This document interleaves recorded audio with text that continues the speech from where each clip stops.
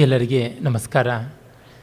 ಅಭಿಜ್ಞಾನ ಶಾಕುಂತಲದ ಪರಿಚಯ ಉಪನ್ಯಾಸದ 3ನೇ ದಿವಸಕ್ಕೆ ಸ್ವಾಗತ.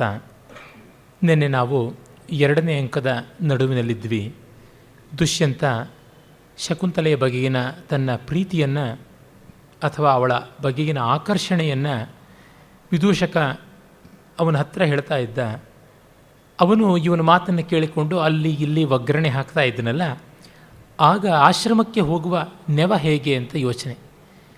ಅದಕ್ಕೆ ರೋಗಿ ಬಯಸಿದ್ದು ಹಾಲು ಅನ್ನ, ವೈದ್ಯ ಹೇಳಿದ್ದು ಹಾಲು ಅನ್ನ ಅಂತ ಆಶ್ರಮದ ಕಡೆಯಿಂದಲೇ ಒಂದು ಕರೆ ಬರುತ್ತೆ. ಅದು ಹೇಗೆಂದರೆ, ಆಶ್ರಮಕ್ಕೆ ಹೋಗೋದಕ್ಕೆ ನೆವ ಬೇಕು ಅಂತಂದಾಗ ಅವನು ಹೇಳ್ತಾನೆ, ಕಃ ಅಪರೋಪದೇಶ ನೀವಾರ ಷಷ್ಠ ಭಾಗ ಅಸ್ಮಾಕಂ ಉಪಹರಂತ್ವಿತಿ. ನಾವು ರಾಜನ ಕಡೆಯವರು, ರಾಜನಿಗೆ ಪ್ರಜೆಗಳು ಇಲ್ಲಿಯವರಾದರೂ ಕೂಡ ರಾಜನಿಗೆ, ರಾಜನ ಕಡೆಯವರಿಗೆ 6ನೇ ಒಂದು ಭಾಗ ಕಪ್ಪ ತೆರಬೇಕು. ಷಡ್ಭಾಗ ಅಂತ ಕರೀತಾರೆ. ಅದಿಲ್ಲದೆ ಅವರಿಗೆ ಬದುಕಿಲ್ಲ.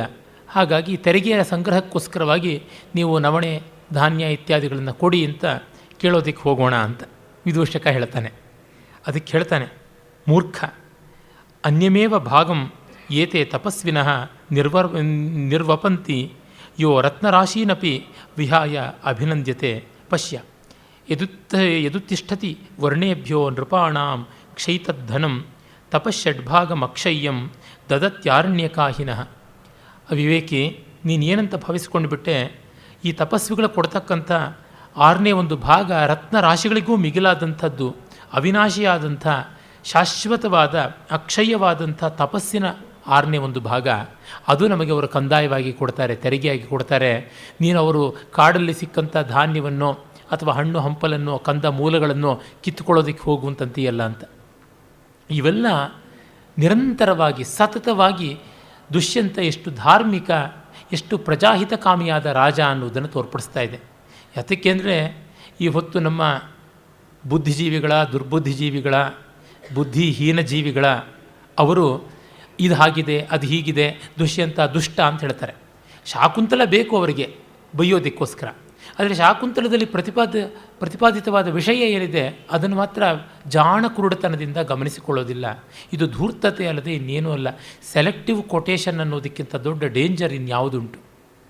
ಇಲ್ಲಿ ದುಷ್ಯಂತನ ಧರ್ಮಪ್ರಜ್ಞೆ ಮತ್ತೆ ಮತ್ತೆ ಇರೋದರಿಂದಲೇ ಅವನು ಧೀರೋದಾತ್ತ ನಾಯಕ ಆಗಿದ್ದಾನೆ. ಕಾಳಿದಾಸ ಬುದ್ಧಿವಂತ, ಎಲ್ಲಕ್ಕಿಂತ ಮಿಗಿಲಾಗಿ ಧರ್ಮವಂತ. ಈ ದೃಷ್ಟಿಯನ್ನೇ ಅವನು ಸ್ಥಿರವಾಗಿ ತೋರಿಸಿದ್ದಾನೆ. ಅವನಿಗೆ ನೋಡಿ ಶಕುಂತಲೆಯ ಬಗ್ಗೆ ಪ್ರೀತಿ ಇದೆ, ಆಶ್ರಮಕ್ಕೆ ಹೋಗೋದಕ್ಕೆ ಕಾರಣ ಸಿಗ್ತಾ ಇಲ್ಲ. ಸುಮ್ಮನೆ ಆಶ್ರಮಕ್ಕೆ ನುಗ್ಗಬಾರದು ಅನ್ನುವ ಸಂಸ್ಕಾರ ಕೂಡ ಉಂಟು. ಮಾನವ ಉತ್ತಮನಾಗಿದ್ದರೂ ಅವನಲ್ಲಿ ಸಾಮಾನ್ಯವಾದ ಬಯಕೆಗಳು ಇರುತ್ತವೆ. ಆ ಬಯಕೆಗಳಿಗೆ ಯಾರೂ ಅತೀತರಲ್ಲ. ಆದರೆ ಅದನ್ನು ಎಷ್ಟು ಧರ್ಮಬದ್ಧವಾಗಿ ನಡೆಸ್ಕೊಳ್ತಾರೆ ಅನ್ನೋದರ ಮೇಲೆ ಬದುಕು ನಿಂತಿರೋದು. ದುಷ್ಯಂತನಿಗೆ ಶಕುಂತಲೆಯನ್ನು ಮಾತಾಡಿಸಬೇಕು, ನೋಡಬೇಕು ಅಂತೆಲ್ಲ ಇದ್ದರೂ ಕೂಡ ಅದು ಆಶ್ರಮ ವಿರುದ್ಧವಾದ ರೀತಿಯಲ್ಲಿ ಆಗಬಾರದು ಅಂತ ಪ್ರಯತ್ನ ಪಡ್ತಾ ಇದ್ದಾನೆ. ಇದನ್ನು ಮೊದಲಿಂದ ಗಮನಿಸಿದಾಗ ನಮಗೆ ಗೊತ್ತಾಗುತ್ತೆ ಶಕುಂತಲಾ ದುಷ್ಯಂತರ ಪ್ರೀತಿಯಲ್ಲಿದ್ದಂಥ ಶುದ್ಧತೆ ಎಂಥದ್ದು ಅಂತ.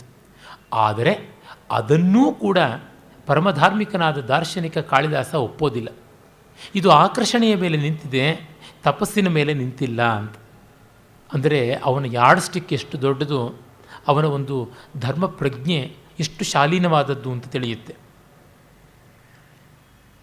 ಆಮೇಲೆ ಇವನು ಹಾಗೆ ತಪಶ್ಷಡ್ಭಾಗವನ್ನು ಕೊಡೋದ್ರಿಂದ ಅವರಿಗೆ ನಾವು ಬೇರೊಂದು ರೀತಿಯಲ್ಲಿ ತೆರಿಗೆ ಕೊಡಿ ಅಂತ ಹಿಂಸೆ ಮಾಡಬಾರದು ಅಂತಿದ್ದಂತೆ ನೇಪಥ್ಯದಲ್ಲಿ ಹಂತ ಸಿದ್ಧಾರ್ಥವು ಸ್ವಹ, ನಾವು ಕೃತಾರ್ಥರಾದವಿ ಎನ್ನುವ ಮಾತು ಇಬ್ಬರು ಹೇಳಿದ್ದು ಕೇಳಿಸುತ್ತೆ.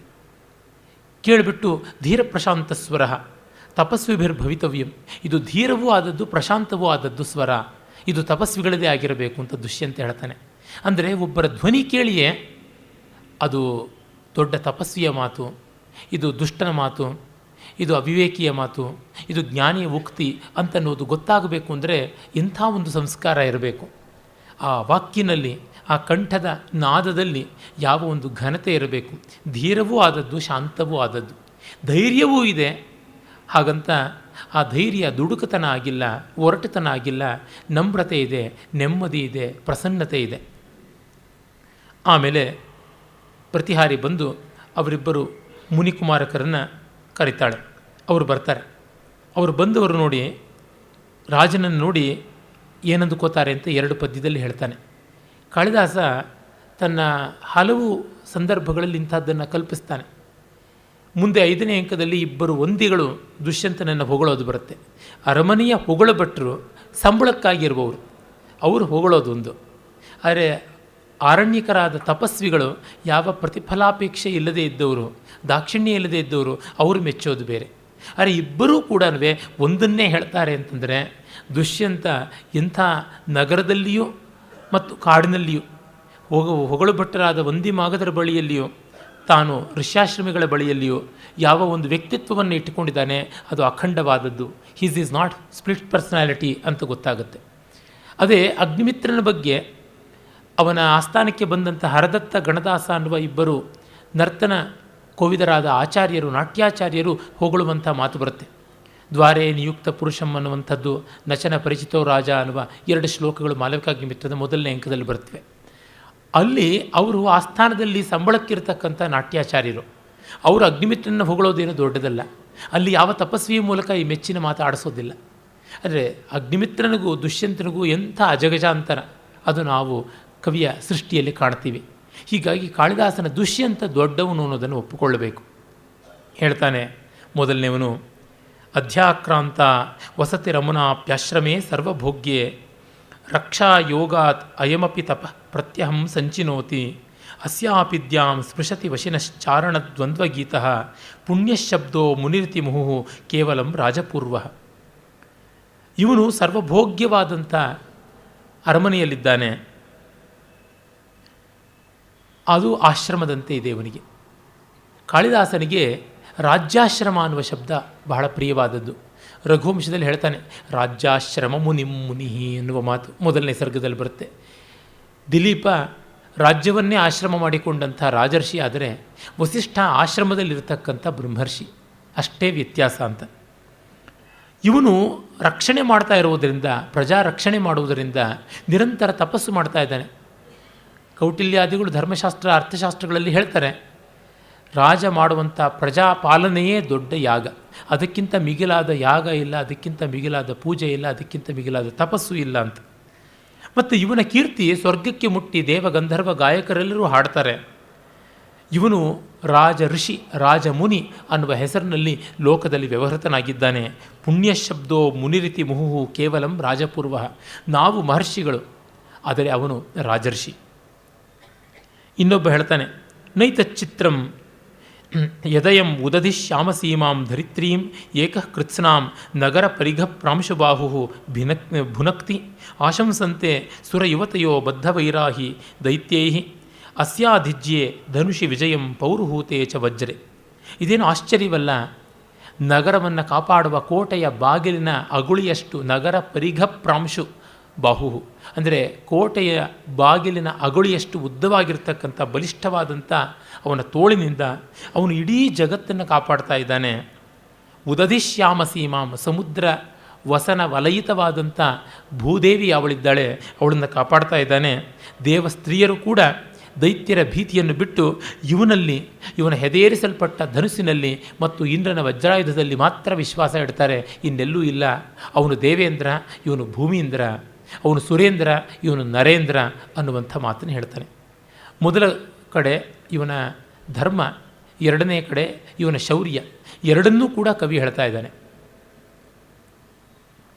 ಹೀಗೆ ಅವರು ಪ್ರಶಂಸೆ ಮಾಡಿದ ಮೇಲೆ ಬಂದು ಕೇಳ್ತಾರೆ,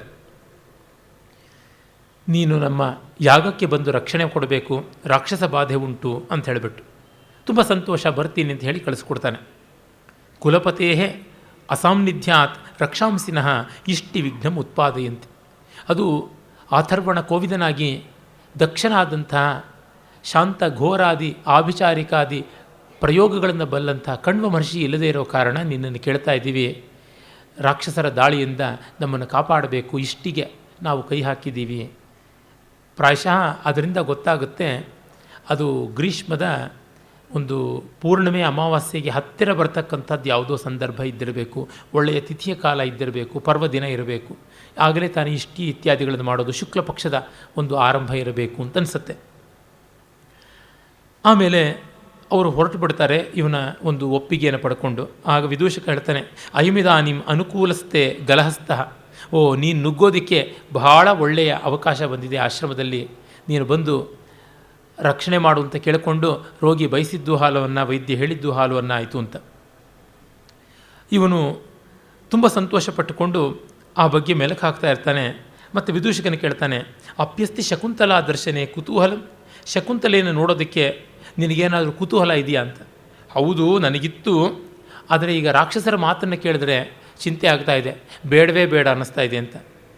ಮಾಭೈಷೀಹಿ ನಾನು ಮತ್ಸಮೀಪೆ ವರ್ತಿಷ್ಯಸೆ, ನನ್ನ ಹತ್ರ ಇರ್ತೀಯಲ್ಲ, ನಿನಗೆ ಇನ್ನೇನು ಹೆದರಿಕೆ ಅಂತಾನೆ. ಹಾಗಿದ್ದರೆ ಪರವಾಗಿಲ್ಲ ಅಂತ. ಆದರೆ ಕವಿಗೆ ಇಲ್ಲಿ ವಿದೂಷಕ ಇರೋದು ಬೇಕಿಲ್ಲ. ಅವನಿದ್ದರೆ ದುಷ್ಯಂತ ಶಕುಂತಲೆಯನ್ನು ಮರೆತಾಗ ಜ್ಞಾಪಿಸಿಕೊಡೋದಕ್ಕೆ ಒಬ್ಬ ಇದ್ದಂತೆ ಆಗುತ್ತಲ್ಲ. ವಿಧಿ ಹೇಗೆ ಒಬ್ಬರನ್ನ ಡೆಸರ್ಟ್ ಮಾಡುತ್ತೆ, ಎಲ್ಲರಿಂದಲೂ ದೂರ ಮಾಡುತ್ತೆ ಅನ್ನೋದು ಇಲ್ಲಿ ನಾವು ನೋಡ್ಬೋದು. ಆ ಹೊತ್ತಿಗೇ ತಾಯಿಯ ಕಡೆಯಿಂದ, ದುಷ್ಯಂತನ ರಾಜಮಾತೆ ಅವಳ ಕಡೆಯಿಂದ ಒಂದು ಸಂದೇಶ ಬರುತ್ತೆ, ಪುತ್ರಪಿಂಡ ಪಾಲನ ವ್ರತ ಅಂತ.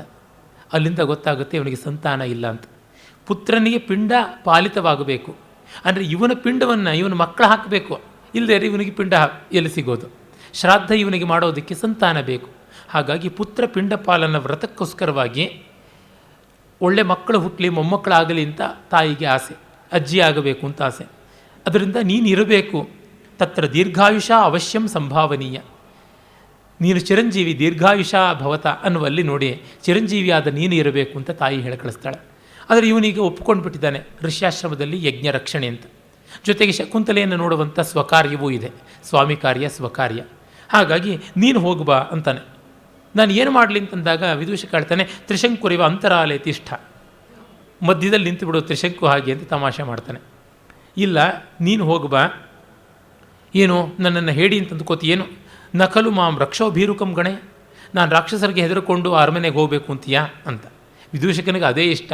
ಈ ಬೇಟೆ, ಈ ಕಾಡು ಊಟ, ಈ ಕಾಡು ಜನರ ಸಹವಾಸ ಅದೆಲ್ಲ ಬೇಡ, ಅಲ್ಲಿ ಚೆನ್ನಾಗಿ ಮೋದಕ ತಿಂದುಕೊಂಡಿರೋಣ ಅರಮನೆಯಲ್ಲಿ ಅಂತ. ಇಲ್ಲ, ನೀನು ನನ್ನ ತಮ್ಮನ ತರಹ ಹೋಗು, ಯಥಾ ರಾಜಾನುಜೇನ ಗಂತವ್ಯಂ ತಥಾ ಗಚ್ಚಾಮಿ ಅಂತಂದಾನೆ. ನೀನು ಗೌರವದಿಂದ ಹೋಗು, ನಿನ್ನನ್ನು ಹಾಗೆಲ್ಲ ತಪ್ಪು ತಿಳ್ಕೊಳ್ತೀವ, ಹೇಳಿ ಅಂತ ಅಂದ್ಕೋತೀವ ಅಂತ ಪುಸಲಾಯಿಸ್ತಾನೆ. ಸರಿ ಪರಿವಾರದ ಜೊತೆಗೆ ಹೋಗೋದಿದ್ರೆ ಯುವರಾಜನೇ ಆಗ್ತೀನಿ ಅಂತಾನೆ. ಅವನ ಹೊರಡೋಕ್ಕೆ ಮುನ್ನ ಅವನಿಗೆ ಇನ್ನೊಂದು ಮಾತು ಹೇಳ್ತಾನೆ, ಓವರ್ ಡೂಯಿಂಗ್ ಅಂತೀವಲ್ಲ, ತುಂಬ ಜಾಣ್ಮೆಯಿಂದ ನಾವು ವ್ಯವಹಾರ ಮಾಡಿದ್ರೆ ಆಗುವ ಅನಾಹುತ ಇಂಥದ್ದು. ತೆಲುಗಿನ ನವಲಾ ಸಾರ್ವಭೌಮುಡು ಅಂತ ಹೆಸರಾದ ಎಂಡಮೂರಿ ವೀರೇಂದ್ರನಾಥ್ ಇದ್ದಾರಲ್ಲ, ಅವರದು ತುಳಸಿ ಅಂತ ಒಂದು ನಾವೆಲ್ಲಿದೆ, ತುಳಸಿ ದಲಂ ತುಳಸಿ ಅಂತೆಲ್ಲ ಬೇಕಾದಂತೆ ಬಂದವು. ಅಲ್ಲಿ ಶ್ರೀನಿವಾಸ ಪಿಳ್ಳೈ ಅಂತ ಒಂದು ವಿಲನ್ ಕ್ಯಾರೆಕ್ಟರ್ ಬರುತ್ತೆ. ಅವನಿಗೆ ಬುದ್ಧಿ ಭ್ರಮಣೆ ಆಗಿರುತ್ತೆ. ಅದಕ್ಕೆ ತಲೆ ಒಳಗಡೆ ಯಾವುದೋ ಒಂದು ಎಲೆಕ್ಟ್ರಿಕ್ ಗ್ಯಾಡ್ಜೆಟನ್ನು ಇಟ್ಬಿಟ್ಟಿದ್ರು, ಎಲೆಕ್ಟ್ರಾನಿಕ್ ಗ್ಯಾಡ್ಜೆಟ್ ಇಟ್ಟು ವೈರಿಂಗ್ ಎಲ್ಲ ಕೊಟ್ಟಿರ್ತಾರೆ. ಅದನ್ನು ಆಗಾಗ ಈ ಮೊಬೈಲ್ಗಳನ್ನು ಚಾರ್ಜ್ ಮಾಡ್ಕೊಂಡಂಗೆ ಚಾರ್ಜ್ ಮಾಡ್ಕೊಳ್ಬೇಕಾಗಿರುತ್ತೆ. ಅವನು ತುಳಸಿಯ ಸಹಕಾರಿಯಾಗಿರ್ತಕ್ಕಂಥ ಜಯದೇವ್ ಅಂತ ಒಬ್ಬ ಸೈಕ್ಯಾಟ್ರಿಸ್ಟನ್ನು ಹುಚ್ಚಿಡಿಸಿ ಕೊಲ್ಲಿಸಬೇಕು ಅಂತ ತಯಾರು ಮಾಡ್ಕೊಂಡಿದ್ದನು ಅವನೊಂದು ವ್ಯವಸ್ಥೆ ಮಾಡ್ತಾನೆ. ಅವನನ್ನು ಒಂದು ರೀತಿ ಐಸೋಲೇಟ್ ಮಾಡಿ ಅವನಿಗೊಂದು ಹಿಂಸೆಯ ವ್ಯವಸ್ಥೆಯನ್ನು ಮಾಡಿಬಿಡ್ತಾನೆ. ಮಾಡಿ ಇಲ್ಲಿ ಯಾವ ರೀತಿಯಲ್ಲಿಯೂ ಅವನಿಗೆ ಸಹಕಾರ ಆಗಬಾರ್ದು ಅಂತ ಮೈನ್ ಸ್ವಿಚ್ಚು ಆಫ್ ಮಾಡಿಬಿಡ್ತಾನೆ.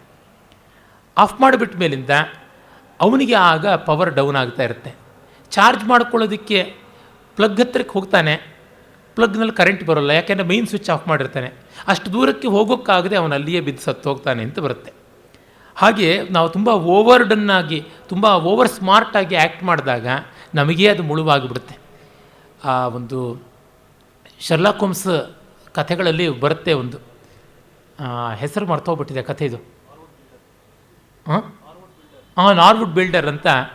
ಅಲ್ಲಿ ತಾನು ತನ್ನ ಒಬ್ಬಳು ಪ್ರೀತಿಪಾತ್ರಳಾದವಳು ಇರ್ತಾಳೆ, ಅವಳು ಇವನನ್ನು ಮದುವೆ ಆಗಿರೋದಿಲ್ಲ ಅಂತ ವಿಲನ್ ಏನು ಮಾಡ್ತಾನೆ, ಅವಳ ಮಗನಿಗೆ ತೊಂದರೆ ಕೊಡಬೇಕು ಅಂತ ಹೇಳಿಬಿಟ್ಟು ಅವನನ್ನು ಒಂದು ಕೊಲೆ ಕೇಸ್ನಲ್ಲಿ ಸಿಕ್ಕಿಸ್ಬೇಕು, ತನ್ನನ್ನೇ ಕೊಲೆ ಮಾಡಿರೋದು ಅಂತ ಸಿಕ್ಕಿಸ್ಬೇಕು ಅಂತ ನೋಡಿ ಎಲ್ಲ ತಂತ್ರ ಮಾಡ್ತಾನೆ. ಕಡೆಗೆ ಮೊದಲನೇ ದಿವಸ ಶರ್ಲಾಕ್ ಹೋಮ್ಸ್ ಬಂದು ನೋಡಿದಾಗ ಇಲ್ಲದೇ ಇರತಕ್ಕಂಥ ಒಂದು ಬೆರಳಿನ ರಕ್ತಸಿಕ್ತವಾದ ಮುದ್ರೆ ಎರಡನೇ ದಿವಸ ಇರುತ್ತೆ. ಅವನು ಬಹಳ ಪರಿಣಾಮಕಾರಿಯಾಗಿ ತುಂಬ ಚೆನ್ನಾಗಿ ಪ್ಲಾಟ್ ಮಾಡಿ ಬಿಗಿಯಾಗಿ ಹಿಡಿದು ಎಲ್ಲ ಕುಣಿಕೆಯನ್ನು ಬೀರಬೇಕು ಅಂತಿರ್ತಾನೆ. ಆ ಎರಡನೇ ಬಾರಿ ಮಾಡಿದಂಥ ಸ್ಟೈನ್ ಇದೆಯಲ್ಲ, ಅದರಿಂದ ಶರ್ಲಾಕ್ ಹೋಮ್ಸ್ಗೆ ಗೊತ್ತಾಗುತ್ತೆ ನೆನ್ನೆ ಇಲ್ಲದೇ ಇದ್ದಿದ್ದು ಗೋಡೆನಲ್ಲಿ ಈಗ ಆ ಅಪರಾಧಿ ಅಂತ ಯಾವನ ಆರೋಪಿಯಾಗಿದ್ದಾನೆ ಅವನ ಬೆರಳಿನ ಗುರುತು ಇಲ್ಲಿ ಹೇಗೆ ಬಂತು ಅಂತ. ಅವನ ಬೆರಳಿನ ಒಂದು ಮೈಣದ ಇಂಪ್ರೆಷನನ್ನು ಇವನು ತೊಗೊಂಡಿರ್ತಾನೆ ನಾರ್ವುಡ್ ಬಿಲ್ಡರ್ ಅವನು. ಅದರಿಂದ ಆದಂಥ ದುಸ್ತಂತ್ರ ಅಂತ ಗೊತ್ತಾಗುತ್ತೆ. ಹೀಗೆ ತುಂಬ ಜಾಣ್ಮೆ ಉಪಯೋಗಿಸೋದಕ್ಕೆ ನೋಡಿದ್ರೆ ಸಿಕ್ಕಾಕೊಂಡು ಬಿಡ್ತೀವಿ.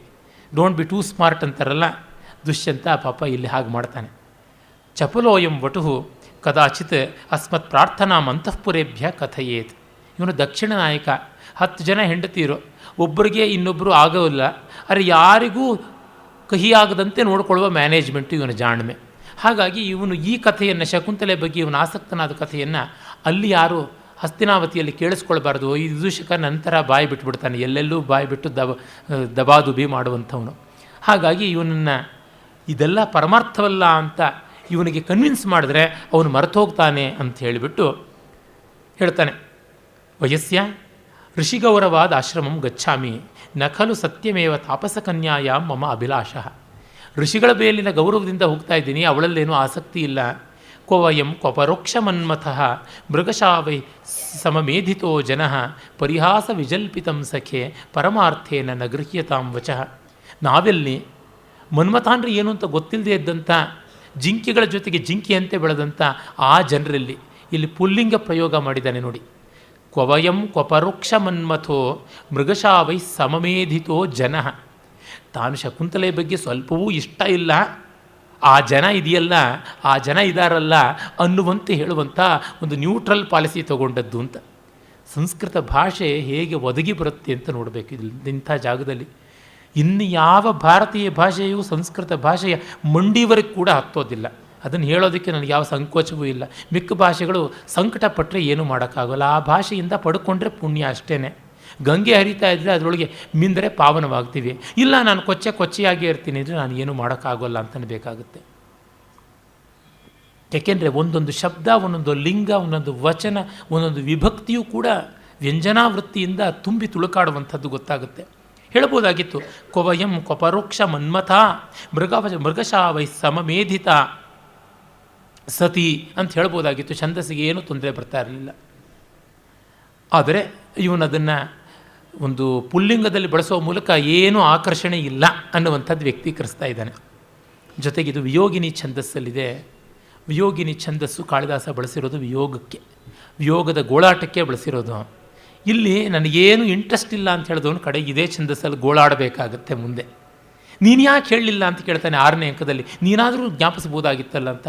ನೀನೇ ಹೇಳಿಬಿಟ್ಟಿಲ್ಲಪ್ಪ ಪರಿಹಾಸ ವಿಜಲ್ಪಿತಂಸಕ್ಕೆ, all for just humorous flirting, ಇನ್ನೇನು ಅಲ್ಲ, ತಮಾಷೆ ಮಾಡಿದ್ದು, ಏನು ಗಂಭೀರವಾಗಿ ತೊಗೊಳ್ಳೋವಂಥದ್ದಲ್ಲ ಅಂತ. ಈ ಇಂಟರ್ನೆಟ್ ಮೆಸೇಜಸ್ಸಲ್ಲಿ, ಕಾನ್ವರ್ಸೇಷನ್ಸಲ್ಲಿ ಮತ್ತು ತಿರ್ಗ ಮೇಲ್ಗಳಲ್ಲೆಲ್ಲ ಬರ್ತಲ್ಲ, ಸ್ಮೈಲಿ ಅಂತ ಹೇಳಿಬಿಟ್ಟು ಹಾಕ್ಬಿಡ್ತಾರೆ. ಮಾಡೋದೆಲ್ಲ ಅನಾಚಾರ, ಮನೆ ಮುಂದೆ ಬೃಂದಾವನ ಅಂತ ಅನ್ನೋದೆಲ್ಲ ಅಂದುಬಿಟ್ಟಿದ್ದೂ ಅದು ಪರಿಹಾಸ ವಿಜಲ್ಪಿತಂಸಕ್ಕೆ, ಬೂಟಾಟಿಕೆ, ಇನ್ನೇನೂ ಅಲ್ಲ. ಈ ಥರನೇ ಇವನು ಹೇಳಿಬಿಟ್ಟಿದ್ದಾನೆ. ಇದು ಐರನಿ, ಡ್ರಾಮ್ಯಾಟಿಕ್ ಐರನಿ ಅಂದರೆ ಇದೇನೆ. ಯಾರಿಗೂ ಗೊತ್ತಾಗದಂತೆ ಮಾಡಿಕೊಂಡ, ಅವನಿಗೂ ಮರೆತು ಹೋಗ್ಬಿಡ್ತು ಅದು. ಹೀಗೆ 2ನೇ ಅಂಕ ಮುಗಿಯುತ್ತೆ, 3ನೇ ಅಂಕ ಆರಂಭವಾಗುತ್ತೆ. ಶಾಕುಂತಲದ ಆ ಒಂದು ಆದರ್ಶ, ಕನ್ನಡಿಯ ರೀತಿ ಯಾವುದಿದೆ, ಆದರ್ಶ ಅಂದರೆ ಸಂಸ್ಕೃತದಲ್ಲಿ ಕನ್ನಡಿ ಅಂತ ತಾನೇ ಅರ್ಥ. 1ನೇ ಅಂಕ 7ನೇ ಅಂಕ, 6ನೇ ಅಂಕ 5ನೇ ಅಂಕ, 1ನೇ ಅಂಕ 7ನೇ ಅಂಕ, 6ನೇ ಅಂಕ 2ನೇ ಅಂಕ ಮತ್ತು 5ನೇ ಅಂಕ 3ನೇ ಅಂಕ, ಹೀಗೆ ಪೇರಾಗುತ್ತವೆ. 1ನೇ ಅಂಕದಲ್ಲಿ ಅವನು ರಥದಲ್ಲಿ ಬರೋದು, ಜಿಂಕೆಯನ್ನು ಅಟ್ಟಿಸ್ಕೊಂಡು ಬರೋದು, ಕಡೆ ಅಂಕದಲ್ಲಿ ರಥದಲ್ಲಿ ಬರೋದು. ಆದರೆ ಮೃಗವನ್ನಲ್ಲ, ಮೃಗೇಂದ್ರನನ್ನು ಹಿಡಿದು ಆಟ ಆಡ್ತಾ ಇರ್ತಕ್ಕಂಥ ಬಾಲಕನನ್ನು ನೋಡ್ತಾನೆ.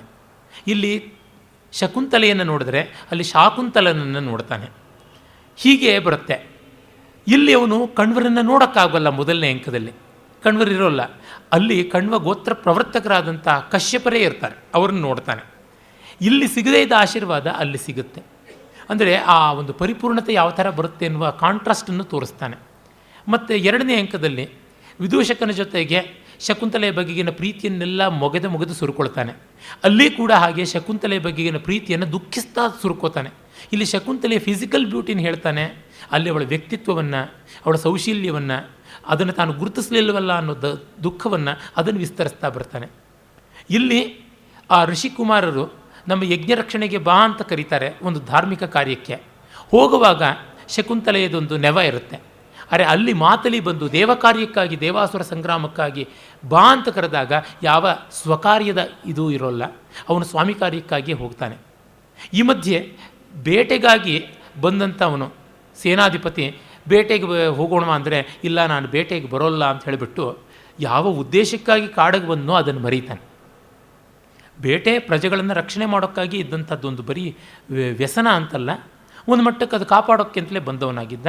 ಅದರೊಳಗೊಂದು ವಿನೋದವೂ ಇತ್ತು. ಹೀಗಾಗಿ ಅರ್ಥಕಾಮಗಳು ಸೇರಿದ ಧರ್ಮ ಆಗಿತ್ತು. ಅಲ್ಲಿ 6ನೇ ಅಂಕದಲ್ಲಿ ಧನಮಿತ್ರ ಅಂತ ಒಬ್ಬ ವರ್ತಕ ಬರ್ತಾನೆ. ಆ ವರ್ತಕ ಸತ್ತೋಗಿರ್ತಾನೆ. ಅವನ ಆಸ್ತಿಯನ್ನು ಏನು ಮಾಡಬೇಕು ಅಂತಿರುತ್ತೆ. ಆ ರಾಜಕೀಯದ ಒಂದು ನಿರ್ಧಾರ, ಅವನ ಆಸ್ತಿನ ರಾಜ ತಗೋಬೇಕಾ, ಮಕ್ಕಳಿಲ್ಲ, ಅಥವಾ ಇನ್ನೇನು ಮಾಡಬೇಕು ಅಂತ ನಿರ್ಧಾರವನ್ನು ಮಂತ್ರಿಗಳು ಇವನ ಕಡೆಗೆ ಬಿಡ್ತಾರೆ ಫೈನಲ್ ಕನ್ಸೆಂಟಿಗೋಸ್ಕರ. ಇವನು ಶಕುಂತಲೆ ವಿರಹದಲ್ಲಿದ್ದು ಅವಳು ಚಿತ್ರ ಬರಿತಾ ಇದ್ದಾಗಲೂ ರಾಜಧರ್ಮ ಮರೆಯದೆ ಆ ಒಂದು ಕೇಸನ್ನು ಕರೆಕ್ಟಾದ ರೀತಿಯಲ್ಲಿ ಡಿಸ್ಪೋಸ್ ಮಾಡ್ತಾನೆ.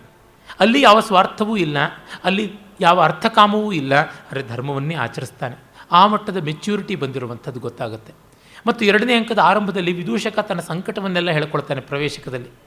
ಅಲ್ಲಿ ಹಾಗಲ್ಲ, ಸಾನುಮತಿ ಬಂದು ಶಕುಂತಲೆಯ ದುಃಖ, ಶಕುಂತಲೆಯ ಸ್ಥಿತಿ ಎಂಥದ್ದು ಅನ್ನೋದನ್ನು ಹೇಳ್ತಾಳೆ.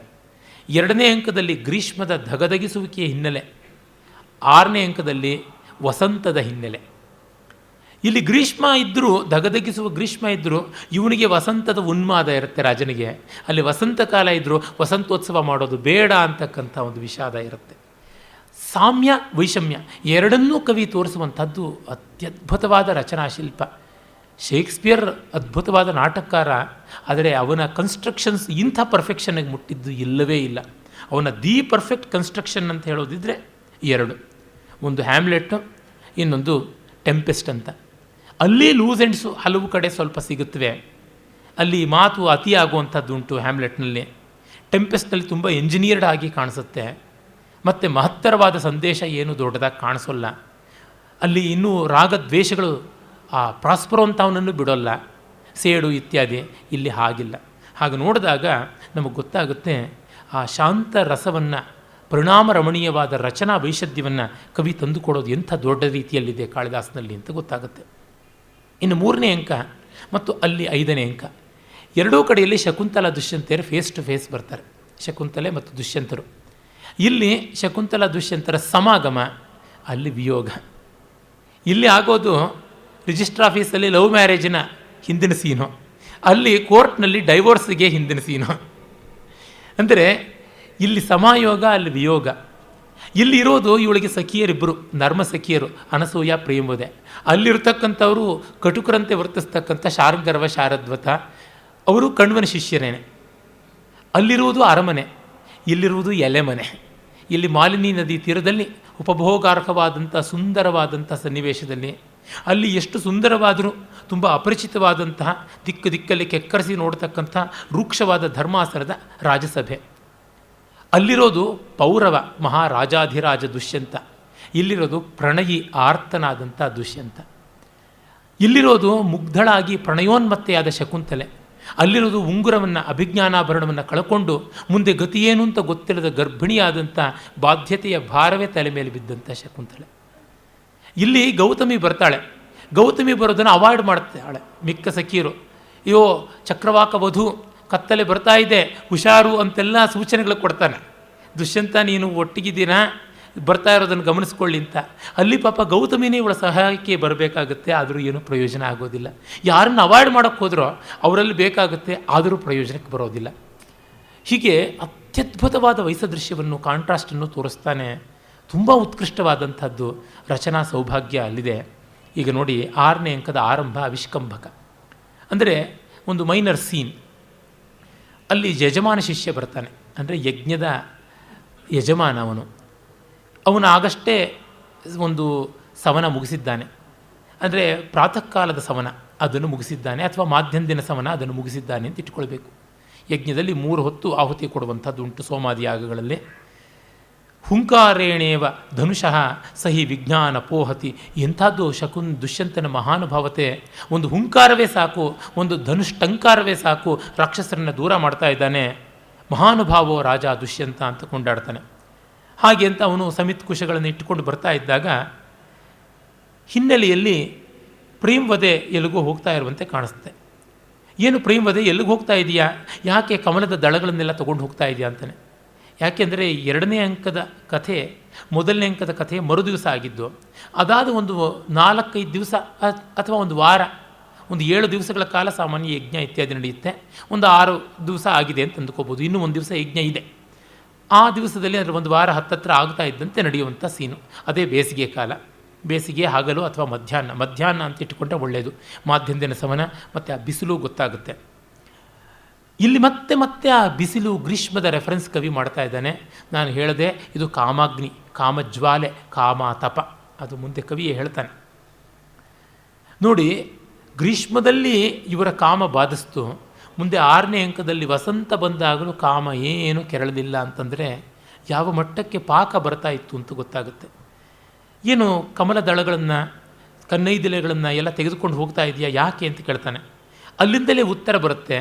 ಆಕಾಶ ಭಾಷಿತ ಅನ್ನುವ ಸ್ಟೇಜ್ ಟೆಕ್ನಿಕ್. ಓಹೋ, ಇದಾ ನೀನು ಹೇಳೋದು ಅಂತ ಇವನೇ ಮಾತಾಡ್ತಾನೆ. ಆತಪ ಲಂಘನಾತ್ ಬಲವದ್ ಅಸ್ವಸ್ಥ ಶಕುಂತಲ. ಬೇಗೆಯಿಂದ ಶಕುಂತಲೆ ಅಸ್ವಸ್ಥಳಾಗಿದ್ದಾಳೆ. ಅವಳಿಗೆ ತಂಪಿಗಾಗಿ ಶರೀರ ನಿರ್ವಾಪಣಾಯ. ಅದಕ್ಕೆ ಸರಿ ಬೇಗ ತೆಗೆದುಕೊಂಡು ಹೋಗು. ಕಣ್ವಸ್ಯ ಕುಲಪತೇಹೇ ಉಚ್ಛ್ವಸಿತಂ. ಕಣ್ವನ ಉಸಿರೇ ಅವಳು ಅಂತ. ನೋಡಿ, ಇಡೀ ಆಶ್ರಮದ ಜನತೆಗೆ ಶಕುಂತಲೆ ಮೇಲಿರುವ ಒಪಿನಿಯನ್ ಎಂಥದ್ದು ಅಂತ. ಕಣ್ವನ ಉಸಿರು ಅನ್ನುವುದು. ಒಬ್ಬ ಅನಾಥ ಮಗು, ಬೀದಿಯಲ್ಲಿ ಬಿಸಾಕಲ್ಪಟ್ಟಂಥ ಮಗುವನ್ನು ಒಬ್ಬ ತಪಸ್ವಿ ತೆಗೆದುಕೊಂಡು ಬಂದು ಬ್ರಹ್ಮಚಾರಿ ಆದವನು ಸಾಕಬಲ್ಲ. ಭಾರತೀಯ ಸಂಸ್ಕೃತಿ ಅಂಥದ್ದು. ಮಹರ್ಷಿ ವಾಲ್ಮೀಕಿ ಒಬ್ಬ ಅಬಲೆ ಗಂಡನಿಂದ ಪರಿತ್ಯಕ್ತಳಾದವಳು ಕ್ರಂದಿಸ್ತಾ ಇದ್ದರೆ ಆಶ್ರಮಕ್ಕೆ ಕರ್ಕೊಂಡು ಬಂದು ಅವಳನ್ನು ತಂದೆಯಂತೆ ಅಣ್ಣನಂತೆ ಬಾಣಂತನ ಮಾಡಿ ಸಾಕ್ತಾನೆ. ಇಲ್ಲಿ ಹಾಗೆ ಅನಾಥಿಯಾದಂಥ ಕಂದನನ್ನು ಇವನು ಕಾಪಾಡ್ತಾನೆ. ಕನ್ವರ್ಷನ್ ಎಲ್ಲೂ ನಡೆಯೋಲ್ಲ. ಅಂದರೆ ಕಣ್ವನ ಪಾತ್ರ ಸೃಷ್ಟಿ ಎಷ್ಟು ದೊಡ್ಡದಾಗಿ ಕವಿ ಮಾಡಿದ್ದಾನೆ. ಆಮೇಲೆ ಇವನು ಹೇಳ್ತಾನೆ, ಯಜಮಾನ ಶಿಷ್ಯ, ಅಹಮಪಿ ತಾವದ್ ವೈತಾನಿಕಂ ಶಾಂತ್ಯುದಕಂ ಅಸ್ಯೈ ಗೌತಮೀ ಹಸ್ತೆ ವಿಸರ್ಜಯಿಷ್ಯಾಮಿ. ನಾನು ಕೂಡ ಈ ಸವನ ಆದಮೇಲಿಂದ ಶಾಂತ್ಯುದಕವನ್ನು ಗೌತಮಿ ಹಸ್ತದಲ್ಲಿ ಕಳಿಸ್ತೀನಿ, ಅವಳಿಗೆ ತಂಪಾಗಲಿ ಅಂತ. ಕೊನೆಗೆ ಗೌತಮಿ ಬರ್ತಾಳೆ ಅಂತ ಹೇಳಿದ್ನಲ್ಲ, ಅವಳನ್ನು ಅವಾಯ್ಡ್ ಮಾಡೋದಕ್ಕೆ ಇವರೆಲ್ಲ ತಂತ್ರ ಮಾಡ್ತಾರೆ ಅಂತ ಸುಮ್ಮನೆ ಬರಬಾರ್ದಲ್ವ ಕ್ಯಾರೆಕ್ಟ್ರು. ಅದು ಬರೋದಕ್ಕೊಂದು ಕಾರಣ ಇರಬೇಕು. ಯಜ್ಞದ ಶಾಂತ್ಯುದಕವನ್ನು ಸೇಚನ ಮಾಡೋದಕ್ಕೋಸ್ಕರ ಅವಳು ಬರ್ತಾಳೆ ಅಂತ. ಎಷ್ಟೋ ಜನ ನಾಟಕ, ಕಥೆ, ಕಾದಂಬರಿ ಬರೀತಾರೆ. ಒಂದು ಸೀನಿಂದ ಒಂದು ಸೀನಿಗೆ, ಒಂದು ಡೈಲಾಗಿಂದ ಇನ್ನೊಂದು ಡೈಲಾಗ್ಗೆ ತಾಳ ಮೇಳವೇ ಇರೋಲ್ಲ. ಯಾಕೆ ಬರೆದ್ರೋ ಗೊತ್ತಾಗೋದಿಲ್ಲ. ಆದರೆ ಕಾಳಿದಾಸ ಒಂದು ಸ್ವಲ್ಪವೂ ಆ ಚೌಕಟ್ಟನ್ನು, ಆ ಸಂಸ್ಕಾರವನ್ನು ಮರೆಯೋದಿಲ್ಲ. ಅದೆಷ್ಟು ಗಾಢವಾಗಿ ವ್ಯಕ್ತಿಗಳನ್ನು, ಲೋಕವನ್ನು ಗಮನಿಸಿದ್ದಾನೆ ಮತ್ತು ಅದೆಷ್ಟು ಚೆನ್ನಾಗಿ ಎಚ್ಚರದಿಂದ ಇಡೀ ಕೃತಿಯನ್ನು ಬರೆದಿದ್ದಾನೆ ಅಂತ ಗೊತ್ತಾಗುತ್ತೆ. ಆ ಕಾರಣದಿಂದಲೇ ಇದನ್ನು ಪ್ಲೇ ಪರ್ಫೆಕ್ಟ್ ಅಂತ ಕರೀಬೇಕು. ಆಮೇಲೆ ಮುಖ್ಯ ಅಂಕ ಆರಂಭವಾಗುತ್ತೆ. ಆ ಒಂದು ಹೋಮದ ಒಂದು ಸೆಷನ್ ಮುಗಿದಿದೆ. ಇನ್ನು ಸ್ವಲ್ಪ ಲೇಜರ್ಲಿ ಟೈಮ್ ಊಟಕ್ಕೆಲ್ಲ. ದುಷ್ಯಂತನಿಗೆ ವಿರಹದಲ್ಲಿ ಹಸಿವೇ ಇಲ್ಲ, ಪಾಪ ಸಂಕಟ. ಅದಕ್ಕಾಗಿ ಅವನು ಬಂದಿದ್ದಾನೆ. ಇದು ಯಜ್ಞ ನೋಡಿದವ್ರಿಗೆ ಗೊತ್ತಾಗುತ್ತೆ. ಒಂದೊಂದು ಸೆಷನ್ ಆದಮೇಲೆ ಬ್ರೇಕ್ ಇರುತ್ತೆ. ಹಾಗೆ ಏನೂ ಕೆಲಸ ಇರೋದಿಲ್ಲ. ಅಲ್ಲಿ ಇಲ್ಲಿ ಓಡಾಡಿಕೊಂಡಿರ್ಬೋದು. ಋತ್ವಿಜರೆಲ್ಲ ಯಜ್ಞಶಾಲೆಯಿಂದ ಆಚೆಗೆ ತುಂಬ ದೂರ ಹೋಗೋ ಹಾಗಿಲ್ಲ, ಅಲ್ಲಲ್ಲೇ ಇದ್ದುಕೊಂಡು ಹರಟೆ ಹೊಡಿತಾರೆ. ಹೀಗೆಲ್ಲ ಉಂಟು. ಅದೆಲ್ಲ ಅವನು ಗಮನಿಸಿಕೊಂಡು ಬರೀತಾ ಇದ್ದಾನೆ. ರಕ್ಷಣೆಗೆ ಬಂದವನಿಗೆ ಸದ್ಯ ಆಹುತಿ ಕೊಡದೇ ಇರೋದ್ರಿಂದ ರಾಕ್ಷಸರೇನೂ ಗಲಾಟೆ ಮಾಡೋ ಹಾಗಿಲ್ಲ. ಅಲ್ಲಿ ಅವನು ಓಡಾಡ್ತಾ ಇದ್ದಾನೆ. ಅವನು ಹೇಳ್ತಾನೆ, ಅವಳ ಬಗೆಗೆ ಎಷ್ಟು ಮನಸ್ಸು ಸೆಳೆಯಲ್ಪಟ್ಟಿದೆ ಅಂದರೆ, ನಚ ನಿಮ್ನಾದಿವ ಸಲಿಲಂ ನಿವರ್ತತೆ ಮೇ ತಥೋ ಹೃದಯಂ. ಹಳ್ಳದ ಕಡೆಗೆ ಹರಿಯೋ ನೀರು ಮೇಲಕ್ಕೆ ಬರದೇ ಇರೋ ಹಾಗೆ ಅವಳ ಕಡೆಗೆ ಸೆಳೆಯಲ್ಪಟ್ಟ ಮನಸ್ಸು ಬೇರೆ ಕಡೆಗೆ ಬರ್ತಾನೇ ಇಲ್ಲ ಅಂತ ಹೇಳ್ತಾನೆ. ತುಂಬ ಸಹಜವಾದಂಥ ಉದಾಹರಣೆ, ನಿದರ್ಶನವನ್ನು ಕೊಡ್ತಾನೆ. ಆಮೇಲೆ ಅಂದುಕೋತಾನೆ, ಮನ್ಮಥ ಎಂಥ ಕೆಟ್ಟ ಕೆಲಸ ಮಾಡ್ತಾ ಇದ್ದಾನೆ. ಚಂದ್ರನ ಜೊತೆ ಸೇರಿಕೊಂಡು ಇವನು ಕುಸುಮ ಬಾಣ, ಅವನು ಅಮೃತ ಕಿರಣ. ಆದರೆ ಇಬ್ಬರೂ ಹಾಗೆ ವರ್ತಿಸ್ತಾ ಇಲ್ಲ. ಇದೇನು ಮಾಡೋದು ಗೊತ್ತಾಗ್ತಾ ಇಲ್ಲ. ಆಮೇಲೆ ಆದರೂ ಒಂದು ಸಮಾಧಾನ. ಅನಿಶಮಪಿ ಮಕರಕೇತು ಮನಸೋ ರುಜಂ ಆವಹನ್ ಅಭಿಮತೋ ಮೇ ಯದಿ ಮೈ ಸಂಭೃತ ಹೃದಯಾಂ ತಾಮ್ ಅಧಿಕೃತ್ಯ ಪ್ರಹರತೀತಿ. ಮನ್ಮಥ ಇಷ್ಟು ಕಠೋರಿಯಾಗಿದ್ದರೂ ಶಕುಂತಲೆಯನ್ನು ತಾನು ಪ್ರೀತಿಸೋದ್ರಿಂದ ಅವನು ತನಗೆ ಬಾಣ ಬಿಡ್ತಾ ಇದ್ದಾನೆ. ಹಾಗಾಗಿ ಶಕುಂತಲೆಯ ಮೇಲೆ ತನಗೆ ಪ್ರೀತಿ ಗಟ್ಟಿಯಾಗಿದೆ ಅನ್ನೋದು ಗೊತ್ತಾಗ್ತಾ ಇದೆ ಈ ತಾಪದಿಂದ ಅಂತ. ಎಂಥ ಅದ್ಭುತವಾದ ಲಾಜಿಕ್. ಇದೊಂದು ಕಾವ್ಯಲಿಂಗ ಅಲಂಕಾರದ ಪದ್ಯ. ತುಂಬ ಕಾವ್ಯಲಿಂಗ ಬಳಸಿದ್ದಾನೆ, ಪೊಯೆಟಿಕ್ ಲಾಜಿಕ್. ನಾವೊಬ್ಬರನ್ನು ತುಂಬ ಇಷ್ಟಪಡೋದ್ರಿಂದಲೇ ನಮಗೆ ವೇದನೆ ಆಗ್ತಾ ಇದೆ. ಇದೊಂದು ರೀತಿಯಾದಂಥ ಸ್ಟಾಕ್ಹೋಮ್ ಸಿಂಡ್ರೋಮು, ಸಂಕಟವನ್ನೇ ಅನುಭವಿಸ್ತಕ್ಕಂಥದ್ದು. ಇವೆಲ್ಲ ಆಗುತ್ತೆ. ಅವನಿಗದಾಗ್ತಾ ಇದೆ. ಅವನಾಗಿ ಹೇಳ್ತಾನೆ, ಸೂರ್ಯನನ್ನು ನೋಡಿ, ಇಮಾ ಮುಗ್ರಾಂ ಆತಪವೇಲಾಂ ಪ್ರಾಯೇಣ ಲತಾ ವಲಯವತ್ಸು ಮಾಲಿನೀತೀರೇಶು ಸಸಖೀ ಜನ ಶಕುಂತಲಾ ಗಮಯತಿ. ಈ ಬೇಸಿಗೆ ಇಷ್ಟು ಉಗ್ರವಾಗಿದೆ, ಇಲ್ಲಿ ತಾಳಲಾಗದೆ ಯಾವುದೋ ಎಲೆಮನೆಯಲ್ಲಿ ಹತ್ತಿರದಲ್ಲೇ ಮಾಲಿನಿ ತೀರದಲ್ಲಿ ಶಕುಂತಲೆ ಇರಬಹುದು ಅಂತ. ಅವನು ಶಕುಂತಲೆಯನ್ನು ಹುಡುಕೊಂಡು ಹೊರಟಿದ್ದಾನೆ. ಬಂದು ಹಲವು ದಿವಸವಾದರೂ ಆಶ್ರಮದಲ್ಲಿ ಅವಳು ಎದ್ದು ಕಾಣಿಸ್ತಾ ಇಲ್ಲ. ಅವಳು ಇವನನ್ನು ನೋಡ್ತಾ ಇದ್ದಾಳೆ ಕದ್ದು ಮುಚ್ಚಿ ಮರೆಯಲ್ಲೇ, ಅದು ಮುಂದೆ ಗೊತ್ತಾಗುತ್ತೆ. ಆದರೆ ಇವಳು ಮಾತ್ರ ಕಾಣಿಸ್ತಾ ಇಲ್ಲ. ಅದಕ್ಕಿಂದಾದರೂ ಆಗುತ್ತೇನೋ ಅಂತ ಮಾಲಿನಿ ತೀರದಲ್ಲಿಯೇ ಹುಡುಕ್ತಾ ಇದ್ದಾನೆ. ಆಗ ಅಲ್ಲಿ ಅವಳು ಬಂದಿದ್ದ ಗುರುತು ಸಿಗುತ್ತೆ. ಇಂಥ ಒಳ್ಳೆ ಅಬ್ಸರ್ವೇಷನ್ ನೋಡಿ. ಸಮ್ಮೀಲಂತಿನ ತಾವತ್ ಬಂಧನ ಕೋಶಾಸ್ತಯ ಅವಚಿತ ಪುಷ್ಪಾಹ ಕ್ಷೀರ ಸ್ನಿಗ್ಧಶ್ಚಾಮಿ ದೃಶ್ಯಂತೆ ಕಿಸಲ ಯಚ್ಛೇದ. ಇಲ್ಲಿ ಅವಳು ಹೂವು ಚಿಗುರು ಬಿಡಿಸಿಕೊಂಡು ಹೋಗಿದ್ದಾಳೆ. ಆ ಚಿಗುರು ಬಿಡಿಸಿರೋದು ಆ ಕೆಂಪಾದ ಚಿಗುರುಗಳ ತುದಿಯನ್ನು ಬಿಡಿಸ್ಕೊಂಡು ಹೋಗಿದ್ದಾಳಲ್ಲ, ಆ ಚಿಗುರು ಕಿತ್ತಾಗ ಗಿಡ ಒಂದಷ್ಟು ಲೇಟೆಕ್ಸ್ ಅಂತತ್ತಲ್ಲ, ನಿರ್ಯಾಸ ಅನ್ನತ್ತಲ್ಲ, ಅದನ್ನು ಒಸರಿಸಿದೆ. ಅದು ಇನ್ನೂ ತೊಟ್ಟಿಕ್ತಾ ಇದೆ. ಮತ್ತು ಕಿತ್ತಾಗ ಕಾಂಡ ತೆರೆಕೊಂಡಿರುತ್ತೆ. ಸ್ವಲ್ಪ ಹೊತ್ತಾದ ಮೇಲೆ ಒಣಗಿ ಮುಚ್ಚಿಕೊಳ್ತಾ ಇರುತ್ತೆ. ಸಮ್ಮೀಲಂತಿನ ತಾವತ್, ಆ ಚಿಗುರಿನ ತುದಿ ಮುರಿಯಲ್ಪಟ್ಟಾಗ ಆ ಕಾಂಡ ಅದಿನ್ನೂ ಕ್ಲೋಸ್ ಆಗ್ತಾ ಇಲ್ಲ. ಮತ್ತು ಆ ನಿರ್ಯಾಸ ಇದೆಯಲ್ಲ, ಕ್ಷೀರ ಸ್ನಿಗ್ಧಶ್ಚ ಅಮೀ ದೃಶ್ಯಂತೆ, ಆ ಧಾರೆ ಇನ್ನೂ ಇದೆ, ಅದು ಒಣಗೋಗಿಲ್ಲ. ಅದರಿಂದ ಈಗಷ್ಟೇ ಅವಳು ಕಿತ್ತುಕೊಂಡು ಇಲ್ಲಿಂದ ಮುಂದೆ ಹೋಗಿದ್ದಾಳೆ ಅಂತ ಗೊತ್ತಾಗುತ್ತೆ ಅಂತ. ಇಷ್ಟು ಸೂಕ್ಷ್ಮವಾಗಿ ಪ್ರಕೃತಿಯನ್ನು ಅಬ್ಸರ್ವ್ ಮಾಡಬಲ್ಲವರು ಯಾರು ಎಲ್ಲಿದ್ದಾರೆ? ತೆಗೆದು ತೋರಿಸಿ, ಪಂಪನ್ನು ತೋರಿಸಿ, ರನ್ನನ್ನು ತೋರಿಸಿ, ಕುಮಾರವ್ಯಾಸನ ತೋರಿಸಿ, ರಾಘವಾಂಕನ ತೋರಿಸಿ, ಆ ಕಡೆ ತಿಕ್ಕನ, ನನ್ನಯ್ಯ, ಎರ್ರಾಪ್ರಗಡ, ಪೋತನ, ಶ್ರೀನಾಥ, ನೈವ ನೈವ ನೈವ. ಈ ಕಡೆ ವಿಲ್ಲಿಪುತ್ತೂರು, ಕಂಬ, ಯಾರು ಇಡೀ ಸಂಗಮ್ ಲಿಟ್ರೇಚರ್ನ ಕೆದಕಿ ಬೆದಕಿ ಇಡಿ ಏನು ಮಾಡಿದ್ರೂ ಆಗೋದಿಲ್ಲ. ಎಲ್ಲೂ ಇಲ್ಲ. ಆ ಕಡೆ ಪಿಂಡಾರ್ ಇರ್ಬೋದು, ಅಥವಾ ಇವನು ಹೋಮರ್ ಇರ್ಬೋದು, ಇಲ್ಲ ಕೀಟ್ಸ್ ಇರ್ಬೋದು, ಇಲ್ಲ ಶೆಲ್ಲೆ ಇರ್ಬೋದು. ಎಲ್ಲಿಯೂ ಇಷ್ಟು ಮೈಕ್ರೋಸ್ಕೋಪಿಕ್ ಅಬ್ಸರ್ವೇಷನ್ ಕಾಣಿಸೋದಿಲ್ಲ. ಇದನ್ನು ಮಾಡಿದವನು ಸಂಸ್ಕೃತದಲ್ಲಿ ಒಬ್ಬ ಕಾಳಿದಾಸ, ಆಮೇಲೆ ಒಂದು ಮಟ್ಟಕ್ಕೆ ಬಾಣ, ಇನ್ನು ಮೂರನೇವರು ಇಲ್ಲ.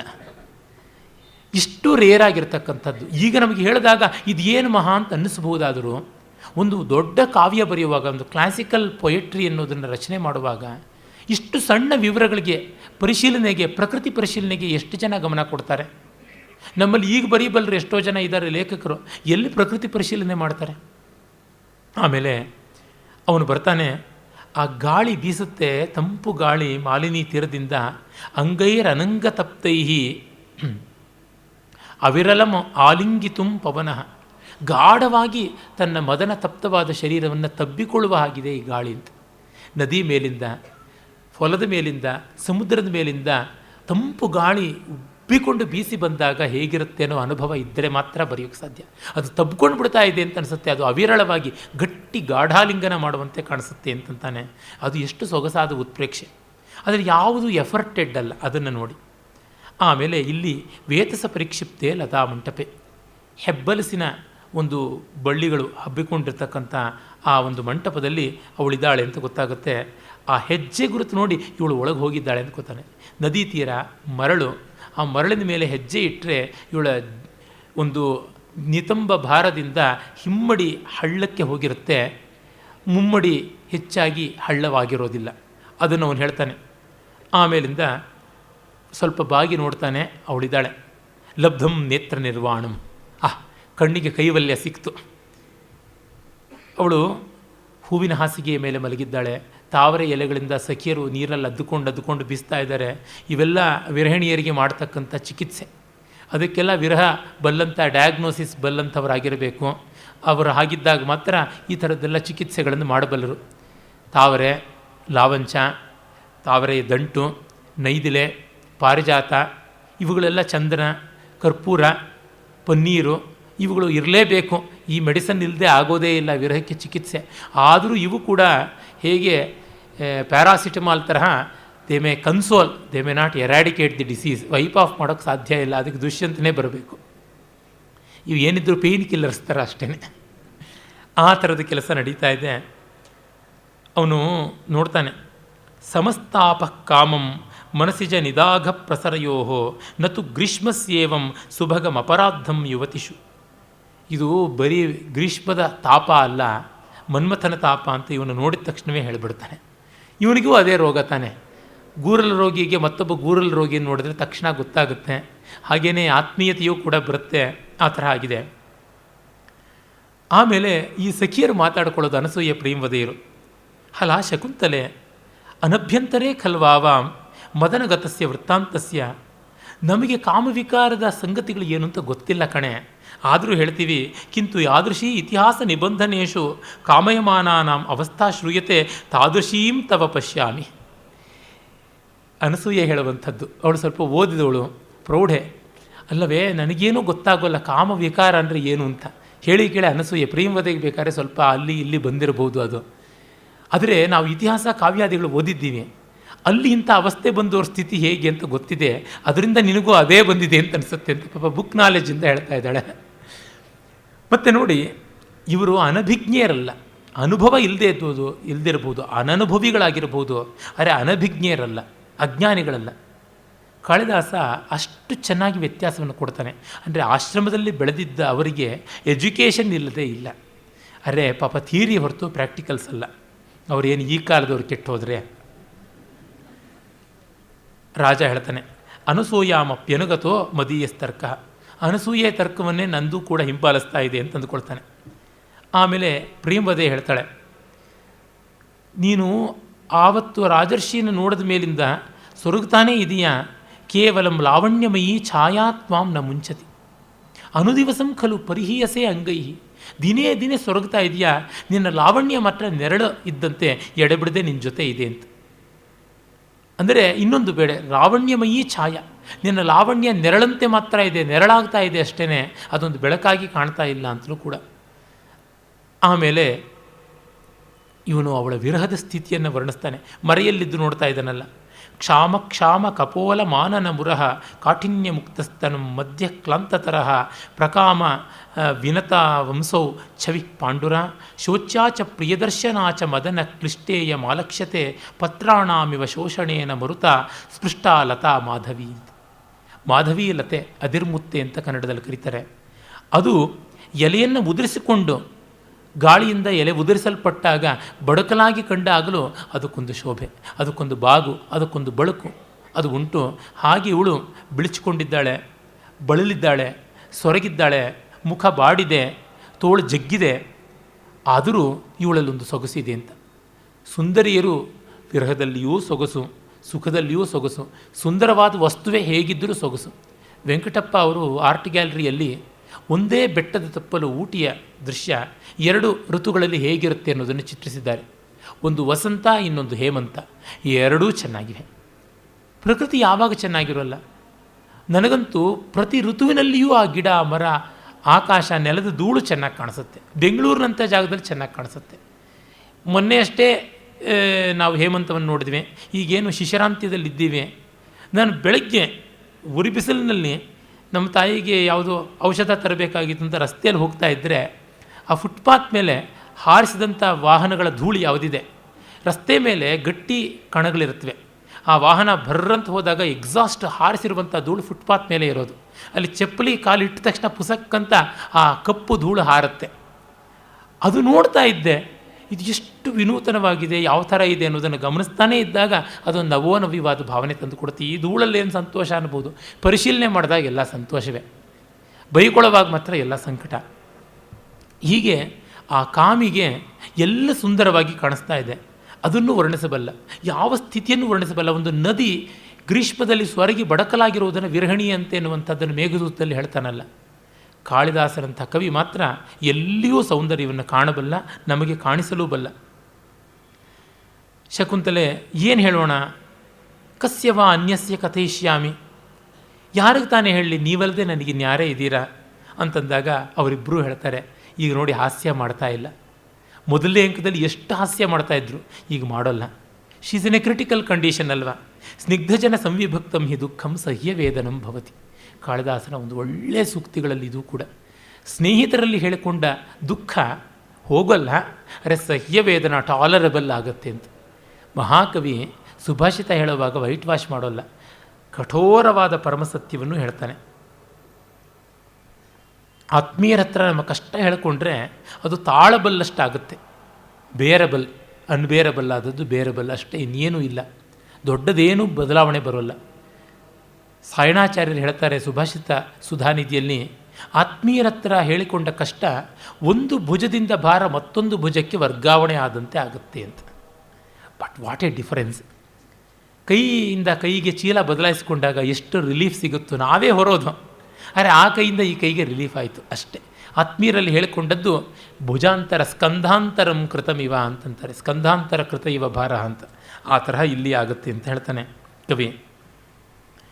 ಅವಳು ಹೇಳ್ತಾಳೆ, ಯತಃ ಪ್ರಭೃತಿ ಮಮ ದರ್ಶನ ಪಥಮಾಗತಃ ಸಹ ತಪೋವನ ರಕ್ಷಿತಾ ರಾಜರ್ಷಿ. ಯಾವಾಗ ನಾನು ತಪೋವನ ರಕ್ಷಿತವಾದ ರಾಜರ್ಷಿ, ಅವಳು ಹೇಳುವ ಶಬ್ದವೇ ಅಷ್ಟು ಚೆನ್ನಾಗಿದೆ. ಅವಳು ಅವನನ್ನು ನೋಡಿದ್ದು ಹೇಗೆ ಅಂಥೇಳಿ ಅರ್ಧೋಕ್ತೇ ಲಜ್ಜಾಂ ನಾಟೇತಿ.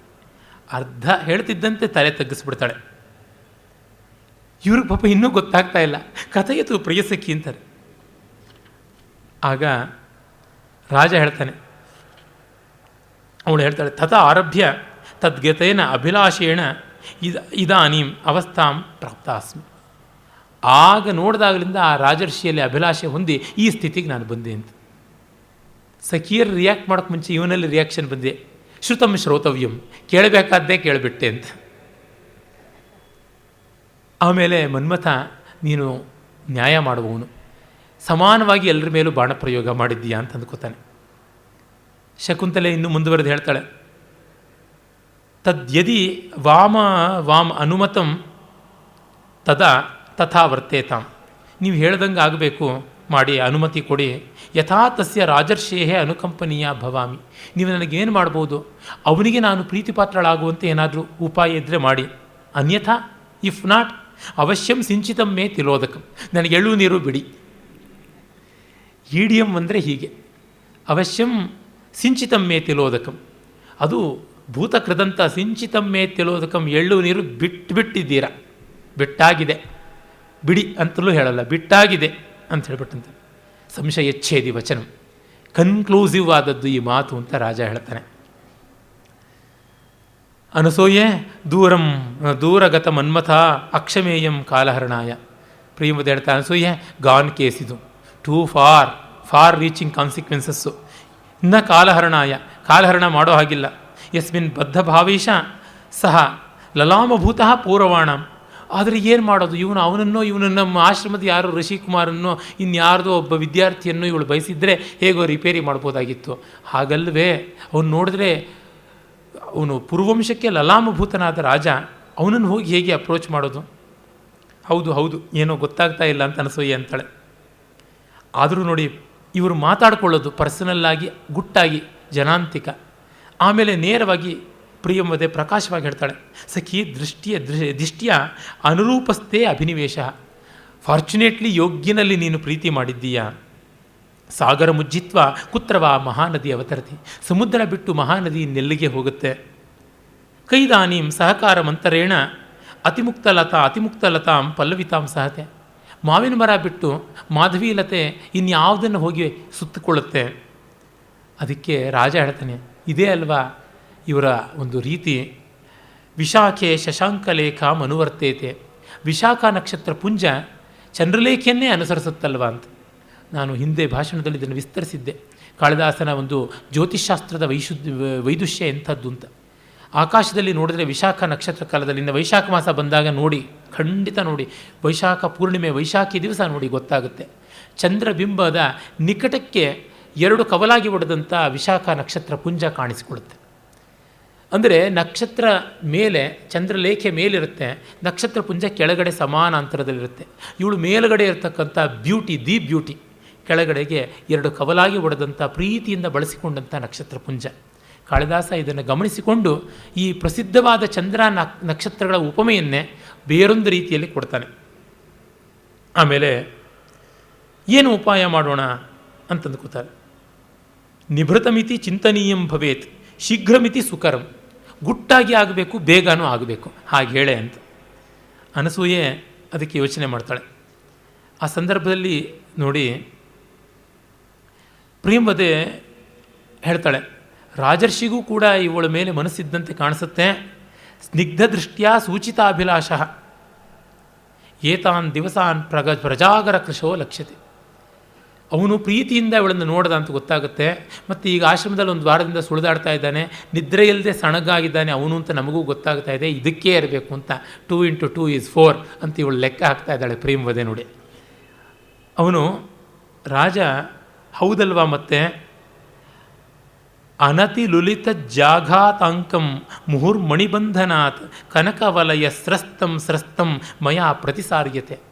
ಈ ಹೆದೆಯಿಂದ ಘಾತಿತವಾಗಿ ಕಾಯಿಗಟ್ಟಿದ ಭುಜಕ್ಕೆ ತೋಳಿಗೆ ಜಾರಿ ಜಾರಿ ಬೀಳತಕ್ಕಂಥ ಆ ಕಂಕಣವನ್ನು ಮತ್ತೆ ಮತ್ತೆ ಮೇಲೇರಿಸ್ಕೊಳ್ಳೋದೇ ಕೆಲಸ ಆಗಿಬಿಟ್ಟಿದೆ ಅಂತಿದ್ದಾನೆ. ಕನಕವಲಯ ಭ್ರಂಶ ರಿಕ್ತ ಪ್ರಕೋಷ್ಠ ಅಂತ ಮೇಘದೂತದಲ್ಲಿ ಹೇಳ್ತಾನಲ್ಲ, ಹಾಗೆ ಬಳೆ ಸರಿದು ಮುಂಗೈಗೆ ಬರೋದಲ್ಲ, ಜಾರೇ ಹೋಗುವಂಥದ್ದನ್ನು ಮೇಲೆ ಕೇರಿಸ್ಕೊಳ್ತಾ ಇರೋದು, ಇವನು ಸಣ್ಣಗಾಗಿದ್ದಾನೆ ಅಂತ. ಹೀಗೆ ಅವನ ಸ್ಥಿತಿಯನ್ನು ಅವನು ಹೇಳ್ಕೊಳ್ತಾ ಇರುವಾಗ ಪ್ರೇಮವದೆ ಯೋಚನೆ ಮಾಡಿ ಹೇಳ್ತಾಳೆ, ಇಮಂ ದೇವತಾ ಶೇಷಾಪದೇಶೇನ ಸುಮನೋ ಗೋಪಿತಂ ಕೃತ್ವ ತಸ್ಯ ಹಸ್ತಂ ಪ್ರಾಪಯಿಷ್ಯಾಮಿ. ಏನಾದರೂ ಮಾಡಲಿ ಮದನ ಲೇಖ ಅಸ್ಯ ಕ್ರಿಯತಾಂ, ಒಂದು ಲವ್ ಲೆಟ್ರ್ ಬರೆಯೇ, ಅದನ್ನು ತೆಗೆದುಕೊಂಡು ಹೋಗಿ ದೇವರ ಪೂಜಾ ಪ್ರಸಾದ ಅಂತ ಆ ಬುಟ್ಟಿ ಒಳಗಿಟ್ಟು ಅವನಿಗೆ ಪಾಸಾನ್ ಮಾಡಿಬಿಡ್ತೀನಿ ಅಂತ. ಪ್ರೇಮವದೇನೆ ಮಾಸ್ಟರ್ ಪ್ಲ್ಯಾನ್ ಒಳದೆಲ್ಲ. ಇಡೀ ಭಾರತೀಯ ಸಾಹಿತ್ಯ ಪ್ರಪಂಚದಲ್ಲಿಯೇ ಅದ್ವಿತೀಯವಾದಂಥ ಮದನ ಲೇಖ ಪ್ರಸಂಗ. ನಮ್ಮ ಸಂಸ್ಕೃತ ಕಾವ್ಯಗಳಲ್ಲಿ ಲವ್ ಲೆಟರ್ಸು ಸಾಕಷ್ಟು ಬರ್ತವೆ. ಅದರೊಳಗೆ ಮೇಜರ್ ಶೇರ್ ಕಾಳಿದಾಸನಿಗೆ 2 ಲವ್ ಲೆಟರ್ಸು. ಒಂದಂತೂ ಲೆಟರಲ್ಲ, ಮೆಸೇಜ್ ಬಹಳ ವಿಸ್ತಾರವಾದದ್ದು, ಮೇಘದೂತದಲ್ಲಿ ಉತ್ಕೃಷ್ಟತಮವಾದದ್ದು. ಇನ್ನು 2 ಲವ್ ಲೆಟರ್ಸು ಇಬ್ಬರು ಹೆಂಗಸರೇ ಬರೆದದ್ದು. ಒಬ್ಬಳು ಉರ್ವಶಿ ಬರೆದದ್ದು. ಅದು ಹೋಗಿಬಿಟ್ಟಿದ್ದು ಪುರೂರವನಿಗೆ ಸೇರೋದಕ್ಕೆ ಬದಲಾಗಿ, ಪುರೂರವನಿಗೆ ಸೇರುತ್ತೆ ನಿಜ, ಆದರೆ ಪುರೂರವನ ಹೆಂಡತಿಗೂ ಸೇರಿಬಿಡುತ್ತೆ ಔಶೀನರಿಗೆ. ಅವಳವನ್ನು ಸರಿಯಾಗಿ ಲೆಫ್ಟ್ ಆ್ಯಂಡ್ ರೈಟ್ ಬ್ಯಾಂಗ್ ಮಾಡ್ತಾಳೆ ಔಶೀನರಿ, ಮತ್ತು ಅವಳ ಸಖಿ ನಿಪುಣಿಕೆ ಕೂಡ ಬರ್ತಾಳೆ. ಇನ್ನೊಂದು ಇಲ್ಲಿ ಬರುವಂಥದ್ದು ಶಕುಂತಲೆ ಬರೆಯುವಂಥದ್ದು. ಹಾಗಲ್ಲದೆ ಮತ್ತೂ ಹಲವಾರು ಮದನ ಲೇಖಗಳಿವೆ, ಅದು ಬೇರೆ. ರಾಜಶೇಖರ ಹೇಳ್ತಾನೆ, ಕೃತಸರಸ ಮೃಣಾಲಿ ಸೂತ್ರ ಸಂಧಾನ ಬಂಧ ಸ್ತನಮುಕಲ ಮುಖಾಂಕಶ್ಚಂದನೋಪಾತ್ತ ಮುದ್ರ ಕಥಯತಿ ಖಲು ಲೇಖ ಸ್ಮರಶಬರ ಶರಾಣ ಯೇಷ ಲಕ್ಷೀಭವಂತಿ ಕಥಯತಿ ಖಲು ಲೇಖಸ್ಥಾಮನುದ್ಘಾಟಿತೋಪಿ. ಎದೆಗೊತ್ತಿಕೊಂಡು ಬರೆದಂಥ ಈ ಪತ್ರ, ಬರೆದು ಗಂಟಿಟ್ಟಂಥ ಪತ್ರ, ತಾವರೆಯ ನಾಳದಲ್ಲಿ ತಾವರೆಯ ದಂಟಿನಿಂದ ಗಂಟಿಟ್ಟಂತಹ ತಾವರೆಯ ಎಲೆಯಲ್ಲಿ ಬರೆಯಲ್ಪಟ್ಟಂಥ ಈ ಪತ್ರ ಅವಳು ಚಂದನ ಹಚ್ಚಿಕೊಂಡ ಎದೆಗೆ ಅಪ್ಪಿಕೊಂಡು ಕೊಟ್ಟಿರೋದ್ರಿಂದ ಅವಳ ಎದೆಯ ಚಂದನದ ಗುರುತಿನ ಮುದ್ರೆಯೂ ಇದೆ. ಅವಳ ಬಿಸಿಯೂ ಕೂಡ, ದೇಹದ ಆ ಬಾಧೆಯ ಬಿಸಿಯೂ ಕೂಡ ಇಲ್ಲಿದೆ. ಈ ಪತ್ರ ಉದ್ಘಾಟನೆ ಮಾಡದೇ ಇದ್ದರೂ ಇದು ಲವ್ ಲೆಟ್ರ್ ಇಂಥವಳಿಂದಲೇ ಬಂದದ್ದು ಅಂತ ಗೊತ್ತಾಗ್ತಾ ಇದೆ ಅಂತ ಹೇಳಿಬಿಟ್ಟಿದ್ರು ಹೇಳ್ತಾರೆ. ಈ ಥರದ್ದು ಲೆಟ್ರಸ್ಸು, ಆ ಕಾವ್ಯ ಕಲ್ಪನೆ ನೋಡಿ ಎಂಥದ್ದು ಅಂತ. ಇಲ್ಲಿ ತಾವರೆ ಎಲೆ ಮೇಲೆ ಲವ್ ಲೆಟ್ರ್ ಬರೆಯೋದನ್ನು ಕಾಳಿದಾಸನೇ ಮೊದಲು ಹೇಳಿಕೊಟ್ಟಿದ್ದು. ತುಂಬ ವಿಶೇಷಗಳು ಮೊದಲು, ಫಸ್ಟ್ ಆಫ್ ಇಟ್ಸ್ ಕೈಂಡ್. ತುಂಬ ಈಗ ರೆಕಾರ್ಡ್ಗಳು ಹೇಳ್ತಾರಲ್ಲ, ಆ ಥರದ್ದು ಫಸ್ಟ್ ಅನ್ನುವಂಥದ್ದು ಸುಮಾರು ಫಸ್ಟ್ಗಳು ಕಾಳಿದಾಸನೇ ಮಾಡಿದ್ದು. ಕೆಲವುದರೊಳಗೆ ಫಸ್ಟ್ ಆ್ಯಂಡ್ ಲಾಸ್ಟ್ ಅವನೇ, ಇನ್ಯಾರೂ ಮಾಡಿಲ್ಲ. ಇನ್ನು ಅನೇಕದರಲ್ಲಿ ಫಸ್ಟ್ ಆ್ಯಂಡ್ ಬೆಸ್ಟ್ ಅವನೇ. ರೋಚತೆ ಮೇ ಸುಕುಮಾರ ಪ್ರಯೋಗ. ಅನಸೂಯೆ ಹೇಳ್ತಾಳೆ, ಇದು ಒಳ್ಳೆ ಸುಕುಮಾರ ಪ್ರಯೋಗ, ಚೆನ್ನಾಗಿದೆ, ಜಾಣ್ಮೆ ಅಂತ ಹೇಳ್ಬಿಟ್ಟು ಅಂತಾಳೆ. ಏನು ಮಾಡೋಣ ಅಂತೀರೆ? ಕೋ ನಿಯೋಗೋ ವಿಕಲ್ಪ್ಯತೆ ಸಖಿಯರ್, ನೀವೇನು ಮಾಡೋಣ ಅಂತ ಹೇಳ್ತಿರೋ ಹಾಗೆ ಮಾಡ್ತೀನಿ ಅಂತ ಶಕುಂತಲೆ ಹೇಳಿದಾಗ, ಸರಿ ಬರಿ ಅಂತಂತಾನೆ. ತೇನ ಹಿ ಆತ್ಮನಃ ಉಪನ್ಯಾಸಾನುರೂಪಂ ಚಿಂತೆಯ ತಾವ ಲಲಿತ ಪದಬಂಧನಂ. ಪ್ರೇಮವದೆ ಹೇಳ್ತಾಳೆ, ನಿನ್ನ ಮನಸ್ಸಿನ ಭಾವನೆಗೆ ಅನುರೂಪವಾದದ್ದು ನೀನೇನು ಹೇಳಬೇಕು ಅಂತಿದೆಯೋ ಅದನ್ನು ಲಲಿತ ಪದಬಂಧನಂ, ಒಳ್ಳೆಯ ಲಲಿತ ಮನೋಹರವಾದ ಶಬ್ದಗಳಲ್ಲಿ ನೀನು ಪೋಣಿಸು ಅಂತ. ಹಲ ಚಿಂತೆಯಾಮ್ಯಹಂ ಅವಧೀರ್ಣಾಭೀರು ಪುನರ್ವೇಪತೆ ಮೇ ಹೃದಯ. ಯೋಚನೆ ಮಾಡ್ತಾ ಇದ್ದೀನಿ, ಆದರೆ ಹೃದಯ ನಡುಗ್ತಾ ಇದೆ. ರಿಜೆಕ್ಟ್ ಆಗಿಬಿಟ್ರೆ ಪ್ರಪೋಸಲ್ಲು ಅಂತಂತಾಳೆ. ಅಯ್ಯೋ, ರಿಜೆಕ್ಟ್ ಆಗೋದು ಹೇಗೆ, ನಾನು ನಿನಗೇ ಕಾದಿದ್ದೀನಿ ಅಂತ ಅವನು ಹೇಳ್ಕೊಳ್ತಾ ಇದ್ದಾನೆ. ನೀನು ರಿಜೆಕ್ಟ್ ಮಾಡಿದ್ರೆ ನನ್ನ ಗತಿ ಏನು ಅನ್ನೋದಾಗಿತ್ತು ಸ್ಥಿತಿ ಅಂತ. ಆಗ ಸಖಿಯರು ಹೇಳ್ತಾರೆ, ಆತ್ಮಗುಣ ಅವಮಾನಿನಿ ಏನೇ, you think too small of yourself, don't be so inferioristic. ಅದು ಬೇಡ, ಇನ್ಫೀರಿಯಾರಿಟಿ ಕಾಂಪ್ಲೆಕ್ಸ್ ಬೇಡ. ಕೋ ನಾಮ ಶರೀರ ನಿರ್ವಾಪಯಿತ್ರೀಂ ಶಾರದೀಂ ಜ್ಯೋತ್ಸ್ನಾಂ ಪಟಾಂತೇನ ವಾರಯಿತಿ. ಯಾರು ತಾನೇ ಬೆಳದಿಂಗಳನ್ನು ಮರೆಮಾಚ್ತಾರೆ ಸೆರಗಿಂದ, ಬೆಳದಿಂಗಳಿಗೆ ಯಾರಾದರೂ ಮುಸ್ಕಾಕೋತಾರ? ಇಲ್ಲ. ಹಾಗಾಗಿ ಬೇಡ ಅಂತ. ಎಷ್ಟು ಸಹಜವಾದ ಹೋಲಿಕೆ ಬರುತ್ತೆ. ಶಕುಂತಲೆ ಆಗಲಿ ಯೋಚನೆ ಮಾಡ್ತೀನಿ ಅಂತ ಕೂತ್ಕೋತಾಳೆ. ಆಮೇಲೆ ಅವಳು ಯೋಚನೆ ಮಾಡುವ ಪಾಶ್ಚರನ್ನೇ ರಾಜ ವರ್ಣಿಸ್ತಾನೆ. ಉನ್ನಮಿತಕ ಭ್ರೂಲತಂ ಆನನಮಸ್ಯಾಹ ಪದಾನಿ ರಚಯಂತ್ಯಾಹ ಕಂಟಕಿತೇನ ಪ್ರಥಯತಿ ಮಯ್ಯನುರಾಗಂ ಕಪೋಲೇನ. ಇವಳು ಹೀಗೆ ಕೆನ್ನೆಯನ ಕೈಗೆ ಆನಿಸಿ ತಲೆ ಎತ್ತಿ ಯೋಚನೆ ಮಾಡ್ತಾ ಇದ್ದಾಳೆ, ಏನು ಬರೆಯೋಣ ಅಂತ ಹೇಳಿಬಿಟ್ಟಿದ್ವಿ. ಆ ಕೈ ಕೆನ್ನೆ ಮೇಲೆ ಇಟ್ಟಿರ್ತಕ್ಕಂಥದ್ದು ಇವನಿಗೆ ರೋಮಾಂಚನವನ್ನು ತರ್ತಾ ಇರುವಂಥದ್ದು. ಆ ಸೀನನ್ನು ಅವನು ಯೋಚನೆ ಮಾಡ್ತಾನೆ. ರವಿವರ್ಮ ಶಕುಂತಲೆಯ ಪ್ರಣಯಪತ್ರ ಲೇಖನ ಒಂದು ಪೇಂಟಿಂಗ್ ಮಾಡಿದ್ದಾನೆ. ಅದರ ಮುಖಭಾವ ತುಂಬ ಚೆನ್ನಾಗಿದೆ. ಅರೆ ಮಿಕ್ಕಂತ ಏನು ಸೊಗಸಾಗಿಲ್ಲ. ದಪ್ಪಿಗಿರ್ತಕ್ಕಂಥ ಕೇರಳದ ನಾಯರ್ ಹೆಣ್ಣುಮಗಳೊಬ್ಬಳು ದಡೂತಿಯಾಗಿ ಕೂತ್ಕೊಂಡು ಅಡ್ಡಗಾಲಿಟ್ಟುಕೊಂಡು ಹೇಗೋ ಬರದಂತೆ ಇದೆ. ಅದು ಅಷ್ಟು ಸೊಗಸಾಗಿಲ್ಲ ಆ ಪಾಶ್ಚರ್.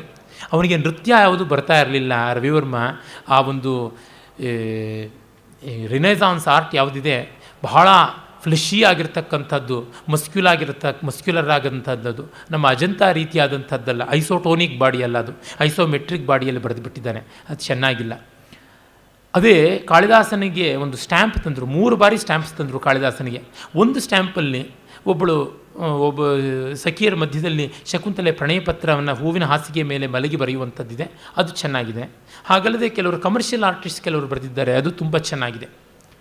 ಒಂದು ಚಿತ್ರವಂತೂ ಅವಳು ಚಾಚಿದ್ದಾಗ ಒಂದು ಕಾಲನ್ನು ಮೇಲಕ್ಕೆತ್ತಿ ಮತ್ತೊಂದು ಕಾಲು ಕೆಳಕ್ಕಿದ್ದು ಯಾವುದೋ ಆಲೋಚನೆ ಮಾಡಿಕೊಂಡು ಬರೆಯುವ ಥರದ್ದು ತುಂಬ ಸುಂದರವಾದಂಥ ಚಿತ್ರ. ಅದರ ರೇಖಾ ವಿನ್ಯಾಸವೇ ಬಹಳ ಸೊಗಸಾಗಿದೆ, ಅಜಂತಾ ಶೈಲಿ ಇದು. ಇವನು ಅವಳು ಯೋಚನೆ ಮಾಡುವುದನ್ನು ಆ ಭಂಗಿಯನ್ನೇ ಆಸ್ವಾದ ಮಾಡ್ತಾ ಇದ್ದಾನೆ. ಈ ಶಕುಂತಲೆ ನಮ್ಮ ಶಂಕರ ತರಹ ಪದ್ಯ ಪೂರ್ತಿ ರಚನೆ ಮಾಡಿದ ಮೇಲೆ ಪೇಪರ್ ಮೇಲೆ ಇಡಿಸೋವಂಥ ಜಾತಿ. ನಂತರ ಅಲ್ಲ ಹಲಗೆ ಬಡಪ ಪಿಡಿಯೋದೊಂದಗ್ಗಳಿಕೆ ಅಂತ ಪೇಪರ್ ಮೇಲೇ ಪದ್ಯ ಬರೆಯೋಕ್ಕೆ ಶುರು ಮಾಡೋದಲ್ಲ. ನಮ್ಮ ಶಂಕರ ಪೂರ್ಣವಾಗಿ ಆಲೋಚನೆ ಮಾಡಿ ಇನ್ನೇನು ರಿಫೈನ್ಮೆಂಟ್ ಬೇಕಿಲ್ಲ ಅಂದಮೇಲೆ ಪೇಪರ್ ಮೇಲೆ ಇಳಿಸ್ತಾನೆ. ಅವನು ಸರಸ್ವತಿಯ ಒಂದು ಹಾಸಿಗೆ ಅದನ್ನು ಮೈಲಿಗೆ ಮಾಡಬಾರ್ದು, ಸರಸ್ವತಿ ಮಂದಿರ ಪೇಪರು ಅಂತ ಭಾವಿಸ್ತಕ್ಕಂಥವನು. ಅಲ್ಲ ಚಿಂತಿತಮ್ಮಯ ಗೀತವಸ್ತು, ಒಂದು ಹಾಡೇ ಯೋಚನೆ ಮಾಡಿಬಿಟ್ಟಿದ್ದೀನಿ. ನ ಸನ್ನಿಹಿತಾನಿ ಪುನರ್ಲೇಖನ ಸಾಧನಾನಿ, ಆದರೆ ಲೇಖನ ಸಾಮಗ್ರಿ ಇಲ್ಲ ಅಂತ. ಆಗ ಪ್ರಿಯಂವದೆ ಬರ್ತಾಳೆ. ನಾನು ಏತಸ್ಮಿನ್ ಶುಕೋದರ ಸುಕುಮಾರೇ ನಲಿನೀ ಪತ್ರೆ ಪತ್ರಚ್ಛೇದ ಭಕ್ತಿಯ ನಖೈರ್ ನಿಕ್ಷಿಪ್ತ ವರ್ಣಂ ಕುರು. ಇದು ಭಾಷೆ ಅಂದರೆ, ಇದು ಸಂಸ್ಕೃತ ಅಂತಂದರೆ ಹೀಗಿರಬೇಕು. ನಮ್ಮ ಅಕ್ಷರಂ ಬಂಧುಗಳು, ಸಂಸ್ಕೃತ ಭಾರತಿ ಬಂಧುಗಳು ಸಂಸ್ಕೃತಕ್ಕಾಗಿ ತುಂಬ ಕೆಲಸ ಮಾಡ್ತಾ ಇದ್ದಾರೆ. ಆದರೆ ಇಂಥ ಶೈಲಿಯನ್ನು ಪ್ರಾಪಗೇಟ್ ಮಾಡ್ತಾ ಇಲ್ಲ ಅಂತ ಅಸ್ತ್ಯೇವ ಮನ್ಯು, ನನಗೆ ಬೇಸರ ಇದ್ದೇ ಇದೆ. ಇದು ನಮ್ಮ ಆದರ್ಶ, ಇದು ನಮ್ಮ ದಾರಿ ಆಗಬೇಕು. ಆ ಗಿಳಿಯ ಹೊಟ್ಟೆಯಷ್ಟು ಸುಕುಮಾರವಾದಂಥ ತಾವರೆಯ ಎಲೆಯ ಮೇಲೆ ನಿನ್ನ ಉಗುರಿಂದ ನಿನ್ನ ಪ್ರಣಯ ಸಂದೇಶವನ್ನು ಕೆತ್ತಿಬಿಡೆ ಅಂತ ಕೊಡ್ತಾ ಇದ್ದಾಳೆ. ನಿಕ್ಷಿಪ್ತ ವರ್ಣಂ ಕುರು, ಯು ಇಂಪ್ರಿಂಟ್ ಎನ್ಗ್ರೇವ್ ಎಂಬಾಸ್ ಅಂತ ಹೇಳ್ಬಿಟ್ಟು ಅಂತಿದ್ದಾಳೆ. ಆಗ ಇವಳು ಹಾಗೆ ಬರೆದುಬಿಟ್ಟು ಹಲ ಶೃಣುತಂ ತಾವತ್ ಸಂಗತಾರ್ಥಂ ನವೇತಿ, ಕೇಳ್ರೆ ಸರಿಯಾಗಿದೆಯೋ ಇಲ್ವೋ ಹೇಳ್ರಿ ಅಂತ. ನಾವು ಗಮನ ಇಟ್ಟು ಕೇಳ್ತಾ ಇದ್ದೀವಮ್ಮ ಅಂತ. ತವನ ಜಾನೇ ಹೃದಯಂ ಮಮ ಪುನಃ ಕಾಮೋ ದಿವಾಪಿ ರಾತ್ರಾವಪಿ ನಿರ್ಘೃಣ ತಪತಿ ಬಲೀಯಸ್ತ್ವಪಿ ವೃತ್ತ ಮನೋರಥಾನ್ಯಂಗಾನಿ. ನಿರ್ದಯನೇ, ನಿನ್ನ ಹೃದಯ ಏನೋ ನನಗೆ ಗೊತ್ತಿಲ್ಲ, ಆದರೆ ನನಗಾದರೂ ಮಾರ ಮನ್ಮಥ ಹಗಲು ರಾತ್ರಿಗಳು ಬೇಯಿಸ್ತಾ ಇದ್ದಾನೆ ದೇಹವನ್ನು ಮನಸ್ಸನ್ನು, ಗೊತ್ತಾಗ್ತಾ ಇಲ್ಲ ಏನು ಮಾಡೋದು ಅಂತ. ಇದನ್ನು ರಾಘವ ಭಟ್ಟ 33 ವ್ಯಭಿಚಾರಿ ಭಾವಗಳು, 8 ಸಾತ್ವಿಕ ಭಾವಗಳು, 8 ಸ್ಥಾಯಿ ಭಾವಗಳು ಹೇಗೆ ಸೇರಿವೆ, 49 ಭಾವಗಳು ಇಲ್ಲಿ ಹೇಗಿವೆ ಅಂತ ಎಲ್ಲ ಡಿಸೆಕ್ಟ್ ಮಾಡಿ ತೆಗೆದು ತೆಗೆದು ತೆಗೆದು ತೆಗೆದು ಇಟ್ಟಿದ್ದಾನೆ. ಅದಕ್ಕೆ ನಾವು ಹೋಗಬೇಕಾಗಿಲ್ಲ. ಆದರೆ ಒಂದು ಮುಗ್ಧತೆಯ ಮತ್ತು ಒಂದು ಕಾವ್ಯ ನಾವೀನ್ಯದ ಸೊಗಸುಂಟು ಅಂತ ಗೊತ್ತಾಗುತ್ತೆ. ನಿನ್ನ ಹೃದಯ ನನಗೆ ಗೊತ್ತಿಲ್ಲ, ನನಗೆ ಮಾತ್ರ ಕಾಮ ವಾಮನಾಗಿಬಿಟ್ಟಿದ್ದಾನೆ, ನಿರ್ದಯನೇ ನನಗೆ ಈ ತೊಂದರೆಯನ್ನು ನೀನು ಕೊಟ್ಟಿಯಲ್ಲ ಅಂತನ್ನುವಂಥದ್ದು ಇದೊಂದು ವ್ಯಾಜ ನಿಂದೆ, ವ್ಯಾಜ ಸ್ತುತಿ ಎಲ್ಲ ಆಗುತ್ತೆ. ಆಗ ರಾಜ ತಕ್ಷಣ ಬಂದುಬಿಡ್ತಾನೆ, this is the time for entry ಅಂತ. ಅವನು ಎಂಟ್ರಿ ಆಗೋದೇನೆ ಈ ತರಹ ನೋಡಿ, ತಪತಿ ತನುಗಾತ್ರಿ ಮದನಸ್ತ್ವಾ ಮನಿಷಂ ಮಾಂ ಪುನರ್ದಹತ್ಯೇವ. ನಿನ್ನನ್ನು ಬೇಯಿಸ್ತಾ ಇದ್ದಾನೆ, ನನ್ನನ್ನು ಸುಟ್ಟು ಬಿಟ್ಟಿದ್ದಾನೆ, ನೀನು ಬಾಂಡ್ಲೆ ಒಳಗಿದೆಯಾ, ನಾನು ಒಲೆ ಒಳಗಿದ್ದೀನಿ ಅಂತ. ಗ್ಲಪಯತಿ ಯಥಾ ಶಶಾಂಕಂ ನತತಾಹಿ ಕುಮುದ್ವತೀಂ ದಿವಸ. ಹೇಗೆ ಚಂದ್ರನನ್ನು ಸೂರ್ಯ ನುಂಗುತ್ತಾನೋ ಹಾಗೆ ನೈದಲೆಯನ್ನು ನುಂಗೋಲ್ಲ ಅಂತ. ನೈದಲೆಯನ್ನು ಸೂರ್ಯ ಬಾಡಿಸ್ತಾನಷ್ಟೇ, ಕೊಂದು ಬಿಡೋಲ್ಲ. ಆದರೆ ಚಂದ್ರ ಸೂರ್ಯ ಬಂದ ತಕ್ಷಣ ಇರೋದೇ ಇಲ್ಲ. ಹಾಗೆ ಕಾಮ ನನಗೆ ಮಾಡ್ತಾ ಇದ್ದಾನೆ ಅಂತ ನಿದರ್ಶನ ಹೇಳ್ಕೊಂಡು ಬರೆದುಬಿಡ್ತಾ ಇದ್ದಾನೆ. ನಿದರ್ಶನ ಅಲಂಕಾರ ಇಲ್ಲಿರೋದು. ಎಲ್ಲರೂ ಆಶ್ಚರ್ಯವಾಗಿಬಿಡ್ತಾರೆ. ಆಮೇಲಿಂದ ಕೇಳ್ತಾನೆ, ಹೇಗಿದೆ ಇವಳಿಗೆ ದೇಹಸ್ಥಿತಿ ಅಂತ. ಇವ್ರುಗಳಿಗೊಂಥರ ಸಂಕೋಚ, ಎಲ್ಲ ಗೊತ್ತಾಗ್ಬಿಡುತ್ತಲ್ಲ ಅಂತ. ಸಂತೋಷವೂ ಕೂಡ ಆಗಿದೆ. ನಾವು ಅಂದುಕೊಳ್ಳೋದು ಇಷ್ಟೆಲ್ಲ ಮಾಡಬೇಕಾಗಿದ್ದು ಸರ್ಕ್ಯೂಟಸ್ ಪಾತ್ ಎಲ್ಲ ಅವಾಯ್ಡ್ ಆಗಿಬಿಟ್ಟು ಶಾರ್ಟ್ ಸರ್ಕ್ಯೂಟ್ ಆಗಿಬಿಟ್ಟು ಈಗಲೇ ಹೈ ವೋಲ್ಟೇಜ್ ಕರೆಂಟು ಹರಿದು ಬಿಟ್ಟಿದೆ ಅಂತ. ಮಹಾರಾಜ ನ ಕಿಮಪಿ ಸಖಿ ಸ್ನೇಹೋ ಮಾಂ ಪುನರುಕ್ತವಾದಿನೀಂ ಕರಿಷ್ಯತಿ. ನಮಗೇನು ಹೇಳಬೇಕಾದಿಲ್ಲ, ಆದರೂ ನಮ್ಮ ಸಖಿ ಮೇಲಿನ ಸ್ನೇಹದಿಂದ ಪುನರುಕ್ತವಾದಿನೀಂ ಕರಿಷ್ಯತಿ, ನಮ್ಮ ಸಖಿಯ ಪ್ರೀತಿ ನಮ್ಮನ್ನು ಮತ್ತೆ ಮತ್ತೆ ಹೇಳಿದ್ದನ್ನೇ ಹೇಳೋ ಥರ ಮಾಡ್ತಾ ಇದೆ ಅಂತ. ನಾನು ಸ್ವಲ್ಪ ವಾದಗಳ ವಿಷಯದಲ್ಲಿ ಹೀಗೆ ಹೇಳಿದ್ದನ್ನೇ ಹೇಳಿಸ್ತಾ ಇರ್ತೀನಿ, ಇವು ಮಾಡಿಸಿದ್ದನ್ನೇ ಮಾಡಿಸ್ತಾ ಇರ್ತೀನಿ, ಪರಿಷ್ಕಾರವಾಗಿರಬೇಕು, ಅಪ್ರತಿಹತವಾಗಿರಬೇಕು ಅಂತ. ಇಲ್ಲಿ ಪ್ರೀತಿ ವಿಷಯದಲ್ಲಿ ಏನಂದರೆ ಸಖಿಯರ ದೃಷ್ಟಿ ಇಷ್ಟೇ, ಶಕುಂತಲೆ ಇಂಟ್ರೆಸ್ಟನ್ನು ಪ್ರೊಟೆಕ್ಟ್ ಮಾಡಬೇಕು ಅಂತ. ರಾಜ ನೋಡಿ ಹೇಳ್ತಾನೆ, ಭದ್ರೆ ನೈತತ್ ಪರಿಹಾರ್ಯಂ, ಅದನ್ನು ತಡಿಬೇಕಾದ್ದಿಲ್ಲ. ಯಾಕೆ? ವಿವಕ್ಷಿತಂ ಹಿ ಅನುಕ್ತಂ ಅನುತಾಪಂ ಜನಯತಿ. ವಿವಕ್ಷಿತಂ ಅಂದರೆ ಹೇಳಬೇಕು ಅನ್ನುವ ಬಯಕೆ ಇರುವಂಥ ಮಾತು, ವಿ ಇಂಟೆಡ್ ಟು ಸೇ. ಅದು ಅನುಕ್ತಂ, ಹೇಳದೇ ಇದ್ದಲ್ಲಿ ಅನುತಾಪಂ ಜನಯತಿ, ತುಂಬ ಕಾಲ ಮತ್ತೆ ಮತ್ತೆ ಗೋಳಾಡುವ ಥರ ಮಾಡುತ್ತೆ ಅಂತ. ಮನಸ್ಸಿಗೆ ಬಂದಿದ್ದನ್ನು ಬಾಯಿಂದ ಹೇಳಿಬಿಡಬೇಕು, ಇಲ್ಲದೇ ಅದು ನಮ್ಮನ್ನು ಕೊರೆಯುತ್ತೆ. ನಾನಂತೂ ಇದನ್ನು ತುಂಬ ಚೆನ್ನಾಗಿ ಪಾಲಿಸ್ತೀನಿ. ನಾನು ಪಾಲಿಸಿದ ಮೇಲೆ ಬೇರೆಯವ್ರಿಗೆ ಅದು ಮನಸ್ತಾಪ ಅನುತಾಪ ಎಲ್ಲ ಆಗುತ್ತೆ, ಏನು ಮಾಡೋಕ್ಕಾಗೋದಿಲ್ಲ. ನನಗಂತೂ ಹಗುರ ಆಗಿಬಿಡುತ್ತೆ. ಹಾಗಾಗಿ ನಮ್ಮ ಸಖಿಯ ಒಂದು ಭವಿಷ್ಯವನ್ನು ಕಾಪಾಡಿಕೊಳ್ಬೇಕು ಅಂತ. ನಾನು ಆಪನ್ನಸ್ಯ ವಿಷಯವಾಸಿನೋ ಜನಸ್ಯ ಆರ್ತಿಹರೇಣ ರಾಜ್ಞಾ ಭವಿತವ್ಯಂ. ಪ್ರಜೆಗಳಿಗೆ ಕಷ್ಟ ಬಂದಾಗ ರಾಜ ಕಾಪಾಡಬೇಕು.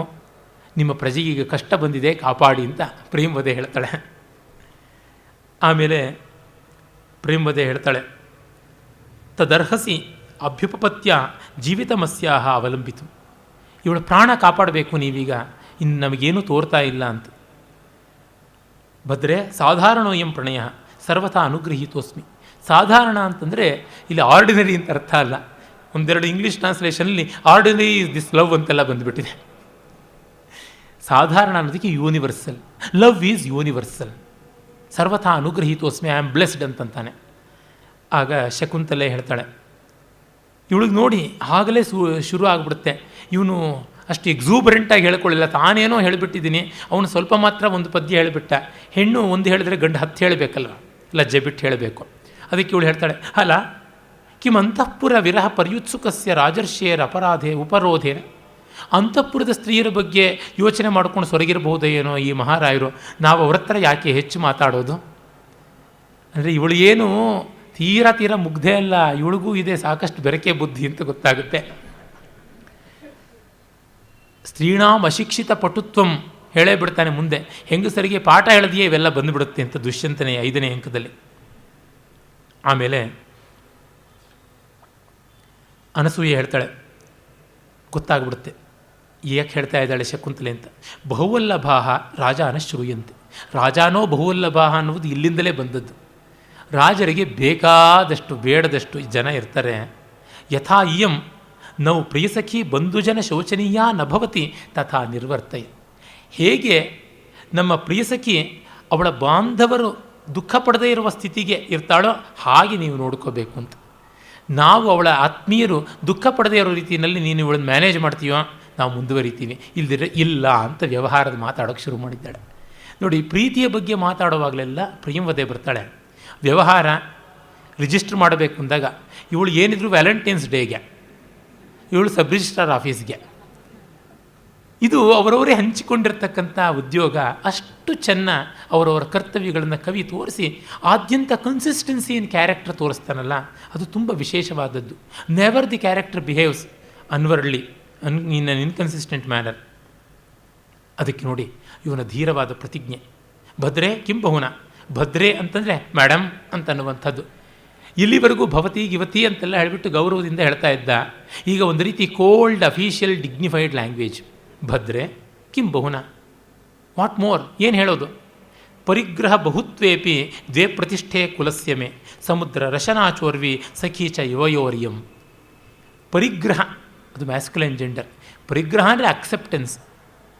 ಹೆಂಡತಿಯರು ಅಲ್ಲಿ ಸ್ತ್ರೀಲಿಂಗ ಬಳಸಿದರೆ ಬೇರೆ ಅರ್ಥ ಬರ್ತಿತ್ತಲ್ಲ. ಅದಕ್ಕೆ ಪರಿಗ್ರಹ ಬಹುತ್ವೇಪಿ, ಬಹುತ್ವೇ ತುಂಬ ಜನ ಇದ್ದಾರೆ ನಿಜ. ಹಾಗಿದ್ದರೂ ನನ್ನ ಮನೆಗೆ ನನ್ನ ಕುಲಕ್ಕೆ ಎರಡೇ ಗೌರವನೀಯ. ಒಂದು, ಈ ಭೂಮಿ ಸಮುದ್ರವೇ ಒಡ್ಯಾನವಾಗಿ ಉಳ್ಳಂಥ ಭೂಮಿ, ಸಮುದ್ರ ರಶನಾಚೋರ್ವಿ ಸಖೀಚ ಯುವಯೋರಿಯಂ, ನಿಮ್ಮಿಬ್ಬರ ಸಖಿ ಆದ ಇವಳು. ಅಲ್ಲಿ ಯುವಯೋರಿಯಂ ಸಖಿ ಅನ್ನುವಲ್ಲಿ ನೀವೇನೂ ದುಃಖ ಪಡಬೇಕಾಗಿಲ್ಲ ಅನ್ನುವ ಮಾತು. ಬಂಧುಜನ ಶೋಚನೀಯ ನಭವತಿ ತಥಾ, ಬಂಧು ಜನ ದುಃಖ ಪಡದಂತೆ ಇರಬೇಕು ಅಂತ. ಇವರೇ ತಾನೇ ಎಲ್ಲ ಪಾಪ ವ್ಯವಹಾರ ಕುದುರಿಸ್ತಾ ಇರೋದು, ಅದಕ್ಕಾಗಿ ನೀವು ದುಃಖ ಪಡಬೇಕಾಗಿಲ್ಲ ಅಂತ ಹೇಳ್ತಾನೆ. ಒಂದು ಅನುಷ್ಠುಪ್ನಲ್ಲಿ ಇಷ್ಟು ತೂಗಿ ತೊನೆದಾಡುವಂಥ ಮಾತನ್ನು ಇಡ್ತಾನೆ. ಆಗ ಪ್ರೀಂವದೆ ಮತ್ತೆ ಸಿಚುಯೇಷನನ್ನು ಕಂಟ್ರೋಲಿಗೆ ತಗೋತಾಳೆ. ಯಥೈಷ ಇತಃ ದತ್ತದೃಷ್ಟಿ ಉತ್ಸುಕ ಮೃಗಪೋತಕ ಮಾತರ ಅನ್ವಿಷ್ಯತಿ ಏಹಿ ಅನಸೂಯೆ ಸಂಯೋಜಯಾವ ಏನು. ಅನಸೂಯೆ ಬಾರೆ, ಈ ಜಿಂಕೆಗೆ ಪಾಪ ಮರಿ ಜಿಂಕೆಗೆ ತಾಯಿಯಲ್ಲಿ ಹೋಗಿದೆ ಗೊತ್ತಾಗ್ತಾ ಇಲ್ಲ, ಅದನ್ನು ಸೇರಿಸೋಣ ಬಾರೆ, ನಮಗಿನ್ನೇನು ಕೆಲಸ ಅಂತ ಅವಳು ಎಳ್ಕೊಂಡು ಹೊರಟೋಗ್ತಾಳೆ. ಇಷ್ಟು ಮಾತು ಬಂದರೆ ಸಾಕು, ಇನ್ನು ಮುಗೀತು, ನಿರ್ವೃತ್ತೇ ಸ್ವಃ, ನಮಗಿನ್ನು ನೆಮ್ಮದಿ ಆಯಿತು ಅಂತ ಅವಳು ಹೊರಡ್ತಾರೆ. ಆಗ ಶಕುಂತಲೆ ಕೇಳ್ತಾಳೆ, ಹಲ ಅಶರಣಾಸ್ಮಿ ಅನ್ಯತರ ಯುವಯೋ ಆಗಚ್ಚಿತು. ನೀವು ಒಬ್ಬರಲ್ಲಾದರೂ ಇಬ್ಬರಲ್ಲಾದರೂ ಒಬ್ಬರಿರೇ, ನಾನು ಒಂಟಿ ಆಗಿಬಿಡ್ತೀನಿ ಅಂತ. ಪೃಥಿವ್ಯಾ ಯಹ ಶರಣಂ ಸಯೇವ ಸಮೀಪೇ ವರ್ತತೆ. ಇಡೀ ಲೋಕಕ್ಕೆ ಶರಣ್ಯನಾದಂಥ ರಾಜ ಇದ್ದಾನೆ, ಇನ್ನು ಅವನೇ ಜಗನ್ನಾಥನೇ ಇದ್ದಾನೆ, ಇನ್ನು ನಾವು ಯಾಕೆ ಅಂತ ಹೇಳ್ಬಿಟ್ಟು ಅವ್ರು ತಮಾಷೆ ಮಾಡಿ ಹೋಗ್ತಾರೆ. ಅಂದರೆ ಅವರು ಕಾಮಿಡಿ ಮಾಡಿ ಆ ಸೀನನ್ನು ಹಗುರ ಮಾಡಿ ಹೋಗ್ತಾ ಇದ್ದಾರೆ. ಅದು ಇಂಥ ಸಂದರ್ಭದಿಂದ ಇಂಥ ಸಂದರ್ಭಕ್ಕೆ ಬರ್ತಾ ಇದ್ದಾರೆ. ಇವರೇನೋ ದೊಡ್ಡ ಕೆಲಸ ಮಾಡಿದಂಥದ್ದು, ಇಲ್ಲದನ್ನು ಸಾಧಿಸಿಬಿಟ್ಟಿದ್ದೀವಿ ಜಗತ್ತಿನಲ್ಲಿ ಅಂತ. ಸಾಮಾನ್ಯ ಈ ಕಾಲದ ಲವ್ ಅಫೇರ್ಸಲ್ಲಿ ನೋಡಿ, ಫ್ರೆಂಡ್ಸೇ ಸೇರಿಕೊಂಡೆಲ್ಲ ಮಾಡ್ತಾರೆ.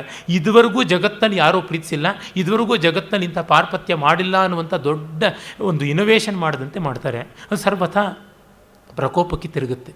ಅದನ್ನು ಎಚ್ಚರಿಸ್ತಾ ಇದ್ದಾನೆ ಕವಿ. ತುಂಬ ದೊಡ್ಡವರು ಅಂತ ಮಾಡ್ತೀವಿ ನಾವು, ಅದು ಎಲ್ಲಿಗೋ ಹೋಗಿಬಿಡುತ್ತೆ. ಆದರೆ ಈ ಬಗ್ಗೆ ಕಹಿ ಇಲ್ಲ, ಕಾರಣ ಹೀಗೆ ಆಗತ್ತೆ ಅನ್ನೋದು ಗೊತ್ತು. ಕಹಿಯಾಗದೆ ಸಿಹಿಯಾದ ರೂಪದಲ್ಲಿ ಸರಿಯಾದದ್ದನ್ನು ಹೇಳ್ತಾನಲ್ಲ. ಇವತ್ತು ಇಲ್ಲಿಗೆ ಬರ್ತಾ ದಾರಿಯಲ್ಲಿ ಬಹಳ ಪ್ರಸಿದ್ಧರಾದ ನೃತ್ಯ ಕೋವಿದೆ ನಿರುಪಮ ಮತ್ತು ರಾಜೇಂದ್ರ ಇಬ್ಬರು ಜೊತೆಗಿದ್ದರು. ನಾಟ್ಯಶಾಸ್ತ್ರ ಪಾಠ ಹೇಳೋಕ್ಕೆ ಹೋಗ್ತಾ ಇದ್ದೆ ಅವ್ರ ಜೊತೆ. ಹೀಗೆ ಮಾತು ಬಂದಾಗ ಒಂದನ್ನು ಹೇಳಿದೆ, ಕಲೆ ಅಂದರೆ ಏನು? ಸತ್ಯವನ್ನು ಸಹ್ಯ ಮಾಡೋದೇ ಕಲೆ. Make truth acceptable, that is art. Truth unacceptable ಅನ್ನುವಂತೆ ಮಾಡಿದಾಗ ಶಾಸ್ತ್ರ, ಅಸಹ್ಯವಾಗಿ ಮಾಡಿದಾಗ ಶಾಸ್ತ್ರ ಆಗುತ್ತೆ ಸತ್ಯವನ್ನು, ಸಹ್ಯವಾಗಿ ಮಾಡಿದಾಗ ಕಾವ್ಯ ಆಗುತ್ತೆ. ಅದು ಬಿಟ್ಟು ಇನ್ಯಾವುದೂ ಇಲ್ಲ ವ್ಯತ್ಯಾಸ. ಸೂರ್ಯ ಸತ್ಯವಾದರೆ ಕಲೆ ಚಂದ್ರ. ಸೂರ್ಯನದೇ ಬೆಳಕು, ಇನ್ನೇನು ಸೂರ್ಯನ ನೋಡೋಕ್ಕಾಗೋಲ್ಲ, ಚಂದ್ರನ ನೋಡದೇ ಇರೋಕ್ಕಾಗೋಲ್ಲ. ಹೀಗಿರುವಂಥದ್ದು ಕವಿ ಮಾಡುವ ಕಲೆ. ಆಮೇಲೆ ರಾಜ ಈಗ ಕೇಳ್ತಾನೆ, ಅಲ ಮಾವೇಗೇನ, ಗಾಬರಿ ಬೇಡ, ಏನು ಮಾಡಲಿ ನಿನಗೆ ಉಪಚಾರ ಅಂತ ಹೇಳಿಬಿಟ್ಟು, ನನ್ನ ವಯಂ ಆರಾಧಯಿತ ಜನಸ್ತವ ಸಮೀಪೇ ವರ್ತತೆ, ನಿನ್ನ ಸೇವಕ ಇಲ್ಲಿದ್ದೀನಿ. ಕಿಂ ಸೀಕರೈ ಕ್ಲಮ ವಿನೋದಿಭಿರಾರ್ದ್ರವಾತಂ ಸಂಚಾರಯಾಮಿ ನಲಿನೀದಲ ತಾಲವೃಂತಂ ಅಂಕೆ ನಿಧಾಯ ಕರಭೋರು ಯಥಾ ಸುಖಂ ತೇ ಸಂವಾಹಯಾಮಿ ಚರಣಾವೃತ ಪದ್ಮತಾಮ್ರೌ.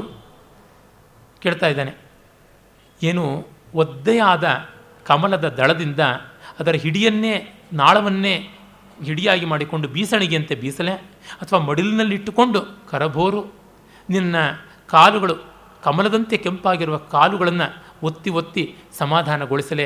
ಏನು ಮಾಡಲಿ ಹೇಳು, ಬೀಸೋದ ಕಾಲೊತ್ತದ ಅಂತ ಕೇಳ್ತಾ ಇದ್ದಾನೆ. ಇದನ್ನೆಲ್ಲ ಓದ್ದವರು ಸಂಸ್ಕೃತದವರು ಸ್ತ್ರೀ ದ್ವೇಷಿಗಳು ಅಂತ ಖಂಡಿತ ಹೇಳಲಾರರು. ಸ್ತ್ರೀಯರಿಗೆ ಎಷ್ಟು ಬೆಲೆ ಕೊಟ್ಟಿದ್ದಾರೆ ಅಂತ ಅಂದ್ಕೋತಾರೆ. ಈ ಪದ್ಯದ ಬಗ್ಗೆ ಒಂದು ಸ್ವಾರಸ್ಯಕಾರಿಯಾದ ಘಟನೆ ಇದೆ. ಈ ಗೋಖಲೆ ಸಾರ್ವಜನಿಕ ವಿಚಾರ ಸಂಸ್ಥೆಯ ಸ್ಟಡಿ ಸರ್ಕಲ್ಗಳಲ್ಲಿ DVG ಅವರು ಇದೊಂದೇ ಕಾವ್ಯವನ್ನು 2 ಬಾರಿ ಪಾಠ ಹೇಳಿದ್ರಂತೆ. ಶಾಕುಂತಲ ಟ್ವೈಸ್ ಹಿಟ್ ಆಟ್.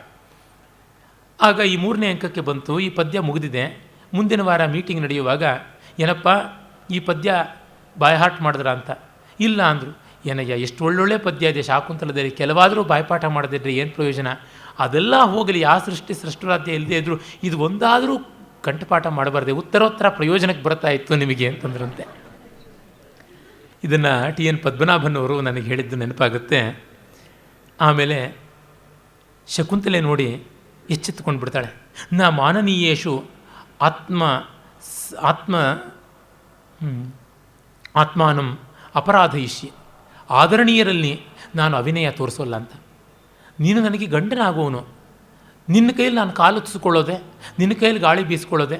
ಅದು ಮಾತ್ರವಲ್ಲದೆ ನೀನು ರಾಜರ್ಷಿ, ನಮ್ಮ ಆಶ್ರಮದ ಅತಿಥಿ. ಈಗ ಆಹ್ವಾನ ಕೊಟ್ಟು ಅಭ್ಯಾಗತಿಯಾಗಿ ಯಜ್ಞ ರಕ್ಷಣೆಗಾಗಿ ಬಂದಿದ್ದೀಯಾ, ಇಷ್ಟೆಲ್ಲ ಧ್ವನಿ ಉಂಟು. ನಾನು ಡಿಗ್ನಿಟಿಯನ್ನು, ನಿನಗೆ ಕೊಡಬೇಕಾದ ಗೌರವವನ್ನು ಕೊಡದೇ ಇರಲಾರೆ ಅಂತ.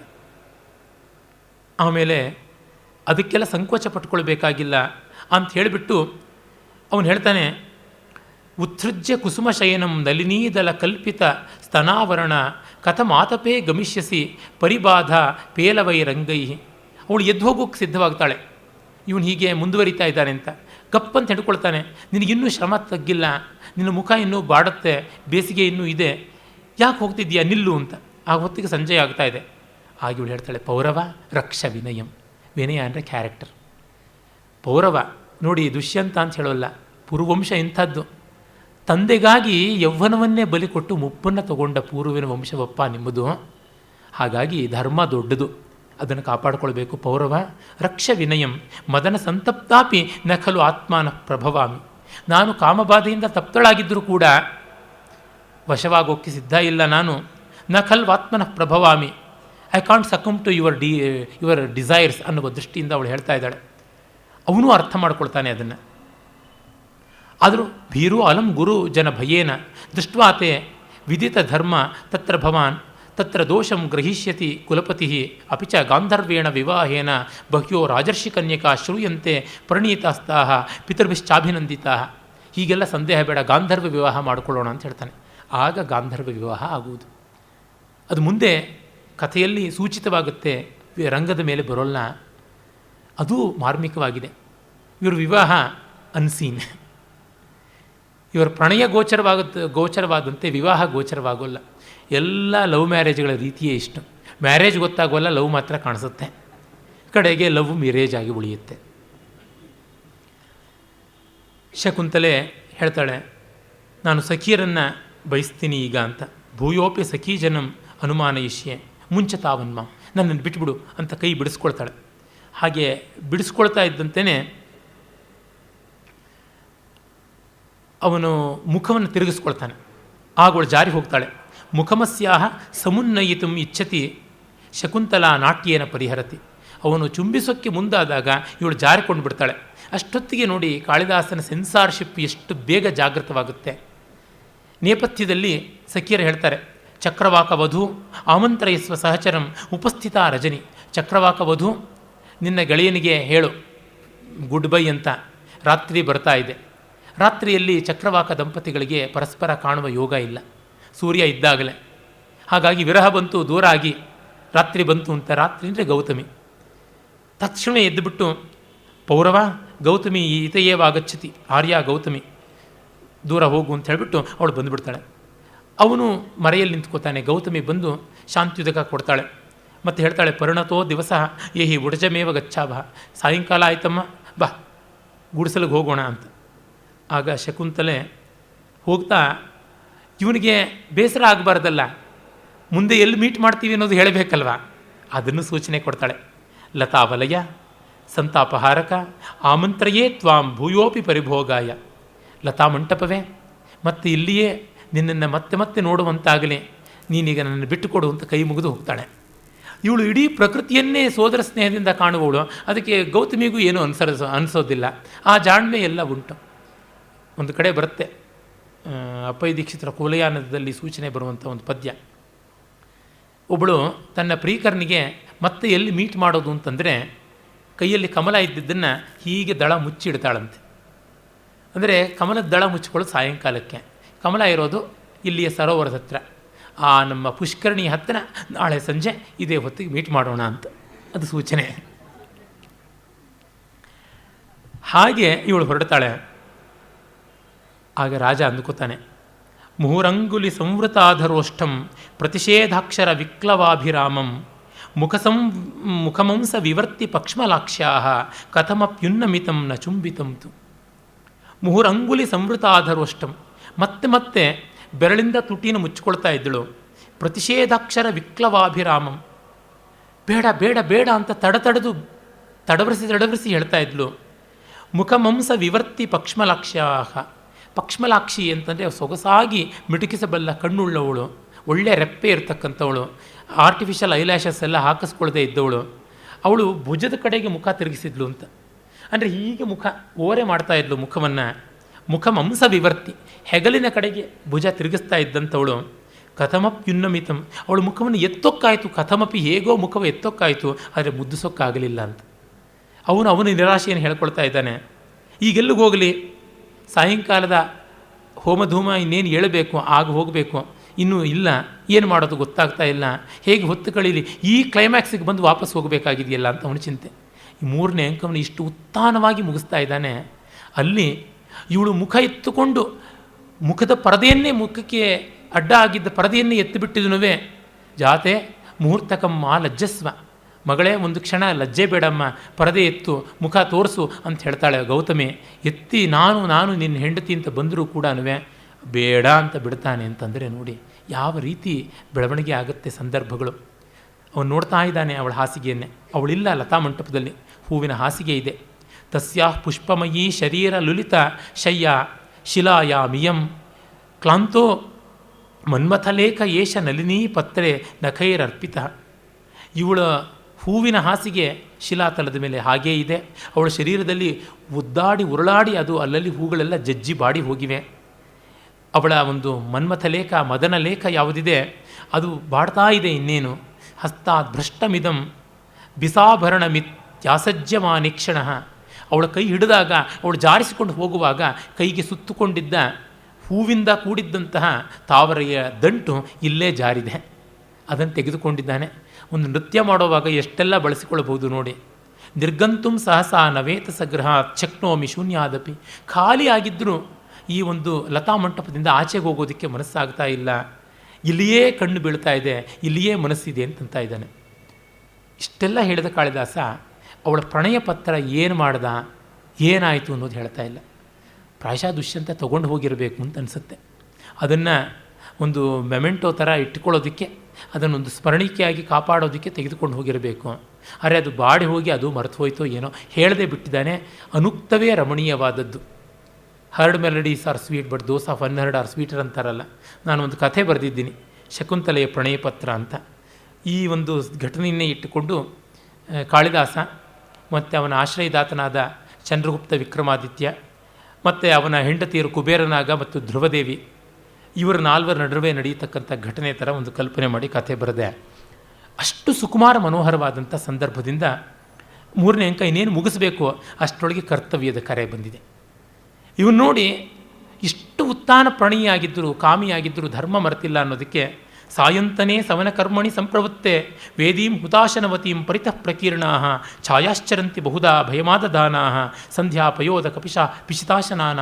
ಸಾಯಂಕಾಲದ ಹೋಮ ಮಾಡೋದಕ್ಕೆ ಮುನ್ನವೇ ವೇದಿಯ ಸುತ್ತಲೂ ಮೋಡಗಳಂತೆ ಕವಿದುಕೊಂಡು ಭಯವನ್ನು ಕೊಡುವಂತೆ ರಾಕ್ಷಸ ಛಾಯೆಗಳು ತೋರ್ತಾ ಇವೆ, ದಯಮಾಡಿ ಆಗಮಿಸಬೇಕು ಅನ್ನುವಂತೆ. ಆಗ ಇವನು ಬಹುಸ್ ತಪಸ್ವಿನಃ ಮಾ ಭಯಿಷ್ಟ ಅಯಮಹಂ ಆಗತೋಸ್ಮಿ, ತಪಸ್ವಿಗಳೇ ಭಯ ಬೇಡ, ನಾನಿದ್ದೀನಿ ಅಂತ ಧಾವಿಸ್ತಾನೆ ಆ ಕಡೆಗೆ. ಅಂದರೆ ಎಷ್ಟು ತೊಂದರೆ ಇದ್ದರೂ ಕರ್ತವ್ಯ ಮರೆಯಲಾರ. 6ನೇ ಅಂಕದಲ್ಲಿ ಕೂಡ ಹಾಗೇನೆ. ಅವನು ಎಷ್ಟೆಷ್ಟು ಶಕುಂತಲೆಯ ಬಗ್ಗೆ ದುಃಖ ಇಟ್ಟುಕೊಂಡಿದ್ರು, ಮಾತಲಿಯಿಂದ ದೇವಾಸುರ ಸಂಹಾರಕ್ಕೆ ಕರೆ ಬಂದ ತಕ್ಷಣ ಹೊರಡ್ತಾನೆ. ಇದು ಅವನು ಸಂಪೂರ್ಣವಾಗಿ ವಿಗತೇಂದ್ರಿಯ ಅಲ್ಲ, ಆದರೆ ವಿಜಿತೇಂದ್ರಿಯ. ಇದು ನಾವು ನೋಡಬೇಕಾದಂಥದ್ದು. ರಾಜ ಹೇಗಿರ್ತಾನೆ ಅಂತನ್ನೋದಕ್ಕೆ ನಿದರ್ಶನವಾಗಿದ್ದಾನೆ. ಅದು ಮತ್ತು 3ನೇ ಅಂಕವು ಅಂಕಾಂತ್ಯದಲ್ಲಿ ಎಲ್ಲರೂ ಡಿಸ್ಪರ್ಸ್ ಆಗಬೇಕಲ್ಲ, ಅದಕ್ಕೆ ತಕ್ಕಂತೆ ಇವನು ಎಕ್ಸಿಟ್ಗೂ ಒಂದು ಕಾರಣ ಬೇಕು.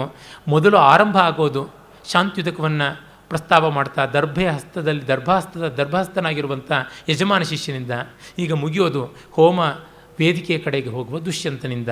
ಆ ಯಜ್ಞದ ಪ್ರಸ್ತಾವ ಆದ್ಯಂತದಲ್ಲಿ ಇರುವುದನ್ನು ನಾವು ನೋಡಬೇಕು. ಮತ್ತು 4ನೇ ಅಂಕ, ಮೊದಲನೇ ಅಂಕ 3ನೇ ಅಂಕ ನಡೆದ 1-2 ದಿವಸ, ದುಷ್ಯಂತ ಹೋದ ಮರುದಿನ ಆ ಯಜ್ಞ ಮುಗಿದಿದೆ. ಯಜ್ಞ ಮುಗಿದ ಮರುದಿವಸವೇ ಅವನು ಗಾಂಧರ್ವ ವಿವಾಹ ಮಾಡಿಕೊಂಡಿದ್ದಾನೆ, ಅಥವಾ ಯಜ್ಞದ ಇನ್ನೂ ದಿವಸಗಳಲ್ಲಿಯೇ ಗಾಂಧರ್ವ ವಿವಾಹ ಮಾಡಿಕೊಂಡಿದ್ದಾನೆ. ಮತ್ತು ಯಜ್ಞ ಮುಗಿದ ದಿನವೇ ಹೊರಟಿದ್ದಾನೆ. ಅವಳನ್ನು ಮದುವೆ ಮಾಡಿಕೊಂಡು 1-2 ದಿವಸ ಇದ್ದಿರಬೇಕು, ಹನಿಮೂನ್ ಅಷ್ಟೇ ಪಾಪ. ಆಗ ಒಂದು ಸಾಯಂಕಾಲ, ಪ್ರಾಯಶಃ ಹೂ ಕೀಳೋ ಹೊತ್ತು, ಅಂದರೆ ಅದಿನ್ನೂ ಬಲಿತ ಸಂಧ್ಯೆ ಅಲ್ಲ, ಪೂರ್ವ ಸಂಧ್ಯೆ, ಸಂಧ್ಯೆಯೂ ಅಲ್ಲ, ಪರಸಂಧ್ಯೆಯೂ ಅಲ್ಲ, early evening or late afternoon ಅಂತನಬೇಕು. ಹೂ ಬಿಡಿಸೋ ಹೊತ್ತು ಅಂತ ಅಂದರೆ ಎಷ್ಟಿರ್ಬೋದು ನೋಡಿ, ಸಾಯಂಕಾಲ 4 ಗಂಟೆ 5 ಗಂಟೆ, ಅದಕ್ಕಿಂತ ಜಾಸ್ತಿ ಅಲ್ಲ. ಆ ಹೊತ್ತಿನಲ್ಲಿ ಅನಸೂಯೆ ಪ್ರಿಯಂವದೆಯರು ಹೂ ಬಿಡಿಸ್ತಾ ಇದ್ದಾರೆ. ಅಲ್ಲಿಂದ ಆರಂಭವಾಗುತ್ತೆ. ಅನಸೂಯೇನೇ ಮೊದಲು ಪ್ರಸ್ತಾವಿಸ್ತಾಳೆ. ಪ್ರೇಮವದೇ ಯದ್ಯಪಿ ಗಾಂಧರ್ವೇಣ ವಿಧಿನ ನಿರ್ವೃತ ಕಲ್ಯಾಣ ಶಕುಂತಲ ಅನುರೂಪ ಭರ್ತೃಗಾಮಿನಿ ಸಂವೃತ್ತೇತಿ ನಿರ್ವೃತಂ ಮೇ ಹೃದಯಂ ತಥಾಪಿ ತಾವಚ್ಚಿಂತನೀಯಂ. ಅನುರೂಪನಾದ ಪತಿಯ ಜೊತೆಗೆ ಶಕುಂತಲೆಗೆ ಮಂಗಳವೇ ಆಗುವಂತೆ ಗಾಂಧರ್ವ ವಿವಾಹ ಆಗಿದೆ, ಆದರೂ ನನಗೆ ಚಿಂತೆ ಇದೆ ಅಂತಂತಾಳೆ. ಇವಳು ಸದಾ ಪಾಪ ಮನೆ ಹಿರಿತನ ಬಾಧ್ಯತೆ ವಹಿಸಿಕೊಂಡವಳಂತೆ ತಾನೆ. ಕಥಮಿವ, ಅದು ಹೇಗೆ ಅಂತ ಇವಳು ಕೇಳ್ತಾಳೆ. ಅದ್ಯ ಸಹ ರಾಜರ್ಷಿ ಇಷ್ಟಿಂ ಪರಿಸಮಾಪ್ಯ ಋಷಿಭಿ ವಿಸರ್ಜಿತ ಆತ್ಮನೋ ನಗರಂ ಪ್ರವಿಶ್ಯ ಅಂತಃಪುರ ಸಮಾಗತಃ ಇತೋ ಗತಂ ವೃತ್ತಾಂತಂ ಸ್ಮರತಿ ವಾ ನವೇತಿ. ಇವತ್ತಷ್ಟೇ ರಾಜರ್ಷಿ ಇಷ್ಟಿಯನ್ನು ಮುಗಿಸಿಕೊಂಡು ಬೆಳಗ್ಗೆ ಹೊರಟು ಬಿಟ್ಟ. ನೆನ್ನೆಯೇ ಆಗಿರಬೇಕು ಇಷ್ಟೇ, ಇವತ್ತು ಬೆಳಗ್ಗೆ ಅವನು ಹೊರಟಿರಬೇಕು ಅಂತ ಅನಿಸುತ್ತೆ. ತನ್ನ ಊರಿಗೆ ಹೋದ, ಆದರೆ ಅವನ ಅಂತಃಪುರ ಸೇರಿದ ಮೇಲೆ ನಮ್ಮ ಸಖಿಯ ವೃತ್ತಾಂತವನ್ನು ನೆನೀತಾನೋ ಇಲ್ಲವೋ ಅಂತ ನನಗೆ ಸಂದೇಹ ಅಂತ. ತಕ್ಷಣವೇ ಪ್ರಿಯಂವದೆ, ಇವಳಿಗಿಷ್ಟು ವ್ಯವಹಾರ ದಕ್ಷತೆ ಇಲ್ಲ. ನ ತಾದೃಶ ಆಕೃತಿ ವಿಶೇಷ ಗುಣವಿರೋಧಿನಿ ಭವಂತಿ ವಿಸ್ರಬ್ಧ ಭವ. ಯೋಚನೆ ಬೇಡ ಕಣೆ, ಅವನನ್ನು ನೋಡಿದ್ರೆ ಹಾಗನ್ಸೋಲ್ಲ, ಅವನು ಕೆಟ್ಟವನು ಅಂತ ಅನ್ಸೋಲ್ಲ. ನ ತಾದೃಶ ಆಕೃತಿ ವಿಶೇಷ. ಇದಾನೀಂ ಇಮಂ ವೃತ್ತಾಂತಂ ಶ್ರುತ್ವ ನ ಜಾನೆ ಕಿಂ ಪ್ರತಿಪತ್ಸ್ಯತೆ ಇತಿ. ಆದರೆ ತಾತಃ ಇದಾನೀಂ ಇಮಂ ವೃತ್ತಾಂತಂ ಶ್ರುತ್ವ ನ ಜಾನೆ ಕಿಂ ಪ್ರತಿಪತ್ಸ್ಯತೆ ಇತಿ. ಆದರೆ ಕಣ್ವ ಬಂದುಬಿಟ್ಟು ಈ ಮಾತು ಕೇಳಿದ್ರೆ ಏನಂತಾನೋ ಅದು ನನಗೆ ಗೊತ್ತಿಲ್ಲ ಅಂತ. ಇವಳಿಗೆ ನೋನ್ ಡೆವಿಲ್ ಚಿಂತೆ, ಇವಳಿಗೆ ಅನ್ನೋನ್ ಡೆವಿಲ್ ಚಿಂತೆ. ಅದಕ್ಕೆ ಅನಸೂಯೆ ಹೇಳ್ತಾಳೆ, ಯಥಾಹಂ ಪಶ್ಯಾಮಿ ತಸ್ಯ ಅನುಮತಂ ಭವೇತ್. ಅರೆ ನಾನು ನೋಡ್ದಂಗೆ ಅವನು ಒಪ್ಕೋತಾನೆ ಅಂತ ಅನಿಸುತ್ತೆ ಅಂತ. ಇವಳಿಗೆ ಹ್ಯೂಮನ್ ಸೈಕಾಲಜಿ ಗೊತ್ತಿದೆ, ಆ ಒಂದು ಬದುಕಿನ ಪ್ರೌಢತೆ ಇದೆಯಲ್ಲ. ಏಕೆಂದರೆ ಕಣ್ವ ಒಳ್ಳೆಯ ಹುಡುಗ ಸಿಕ್ಕಿದ್ರೆ ಸಾಕು, ಅವನನ್ನು ಕೈಯಲ್ಲಿ ಕೊಟ್ಟು ಕಳಿಸೋಣ. ಇವಳು ಹೇಗೆ ಹೇಳಿ ಕೇಳಿ ಕ್ಷತ್ರಿಯ ವಂಶಜೆ, ವಿಶ್ವಾಮಿತ್ರ ಆಗಿನ್ನೂ ಕ್ಷತ್ರಿಯನೇ ಆಗಿದ್ದ, ಬ್ರಾಹ್ಮಣನಾಗಿರಲಿಲ್ಲ. ಹೇಳಿ ಕೇಳಿ ಅಪ್ಸರೆಯ ಮಗಳು, ಇಲ್ಲಿ ನಿಲ್ಲೋ ಅಂಥವಳಲ್ಲ, ಇವಳು ಏನಿದ್ರು NRI ಆಗ್ತಾಳೆ ಅಂತ ಗೊತ್ತಿದೆ. ಈ ದೃಷ್ಟಿ ಕಣ್ವನಿಗಿದೆ ಅಂತ ಅನ್ನೋದನ್ನು ಇವಳು ಗ್ರಹಿಸಿದ್ದಾಳೆ. ಆದರೆ ಪ್ರೇಮವದೆಗಿಲ್ಲ. ಕೇಳ್ತಾಳೆ, ಕಥಮಿವ, ಹೇಗೆ ಅಂತ. ಗುಣವತೆ ಕನ್ಯಕಾ ಪ್ರತಿಪಾದನೀಯ ಇತ್ಯೇವಂ ತಾತಸ್ಯ ಪ್ರಥಮ ಸಂಕಲ್ಪ. ಗುಣವಂತನ ಕೊಡಬೇಕು ಅಂತಿತ್ತು. ಯದಿ ದೈವಮೇವ ಸಂಪಾದೀತಿ ತದ್ ಅಪ್ರಯಾಸೇನ ಕೃತಾರ್ಥೋ ಗುರುಜನ. ಅದು ದೈವವೇ ತಂದು ಕೊಟ್ಟರೆ ಅಪ್ರಯಾಸ, ರೊಟ್ಟಿ ತುಪ್ಪದಲ್ಲೇ ಜಾರು ಬಿತ್ತು ಅಂತಿದೆಯಲ್ಲ, ಹಾಗಾಯಿತು ಅಂತ. ಹಾಗಂತ ನೋಡಿ ಈ ನಾಟಕದ ರಚನೆ. ಸುಮ್ಮನೆ ಅವ್ರು ಹೂ ಕುಯ್ಯೋಕ್ಕೆ ಬಂದವರು ಹೂ ಕುಯ್ಯೋದನ್ನು ಬಿಟ್ಟು ಮಾತೇ ಆಡ್ತಾ ಇದ್ದರೆ ಒಂದು ಸರ್ತಿ ಹೂ ಕಡೆಗೆ ನೋಡಬೇಕು.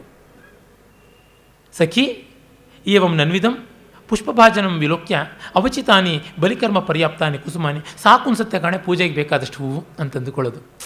ಇದು ಕಲೆ, ಇದು ರಂಗಪ್ರಜ್ಞೆ ಅಂತಂದರೆ. ಕಾಳಿದಾಸನಿಗಿದ್ದ ರಂಗಪ್ರಜ್ಞೆ ಅಷ್ಟು ಅಸಾಧಾರಣವಾದದ್ದು. ವಸಂತ ಕವಲಿಯವರು ಕುಮಾರಭಾಸ ಅಂತ ಹೆಸರಿಟ್ಟುಕೊಂಡಿದ್ದರು. ಅವರಿಗೆ ಭಾಸನ ಬಗ್ಗೆ ಪ್ರೀತಿ, ಕಾಳಿದಾಸನ ಬಗ್ಗೆ ವೈರ. ಕಾಳಿದಾಸನ ವಾಚಾಮಗೋಚರವಾಗಿ ಬೈಯೋರು. ನನ್ನೆದುರಿಗೆ ಸಾಕಷ್ಟು ಬೈದಿದ್ದಿದೆ. ಆದರೆ ಅವರು ಇಷ್ಟು ಸೂಕ್ಷ್ಮವಾಗಿ ಅದನ್ನು ಓದಿರಲಿಲ್ಲ ಅನಿಸುತ್ತೆ. ಅವರ ಸಂಸ್ಕೃತ ಜ್ಞಾನ ಏನು ಬಹಳ ಪ್ರಶಸ್ತವಲ್ಲ, ನನಗೆ ಗೊತ್ತಾಗುತ್ತೆ. ಜಂಭ ಮಾತ್ರ ಬೇಕಾದಷ್ಟಿತ್ತು. ಕಾಳಿದಾಸನ ಬೈಯುವಷ್ಟು ಜಂಭ ಇತ್ತು, ಆದರೆ ಅರ್ಥ ಮಾಡ್ಕೊಳ್ಳೋಷ್ಟು ಸಂಸ್ಕೃತ ಇರಲಿಲ್ಲ. ಕಾಳಿದಾಸನ ಹಾಗೆಲ್ಲ ತೆಗೆದುಹಾಕೋದಕ್ಕೆ ಆಗೋದಿಲ್ಲ. ಯಾಕೆಂದರೆ ನನ್ನಷ್ಟು ಕಾಳಿದಾಸನ ಬೈದವರು ಯಾರೂ ಇಲ್ಲ. ಆ ಪಾಪಕ್ಕೆ ಈಗೆಲ್ಲ ಪ್ರಾಯಶ್ಚಿತ್ತ ಮಾಡ್ಕೊಳ್ತಾ ಇದ್ದೀನಿ. ಅಜ್ಞಾನದಿಂದ ಆದಂಥ ಅವಿವೇಕಕ್ಕೆ ಈಗ ಅಲ್ಪ ಸ್ವಲ್ಪ ಜ್ಞಾನದಿಂದಲಾದರೂ ಪ್ರಾಯಶ್ಚಿತ್ತ ಮಾಡಿಕೊಳ್ಳೋದಾಗ್ತಾ ಇದೆ.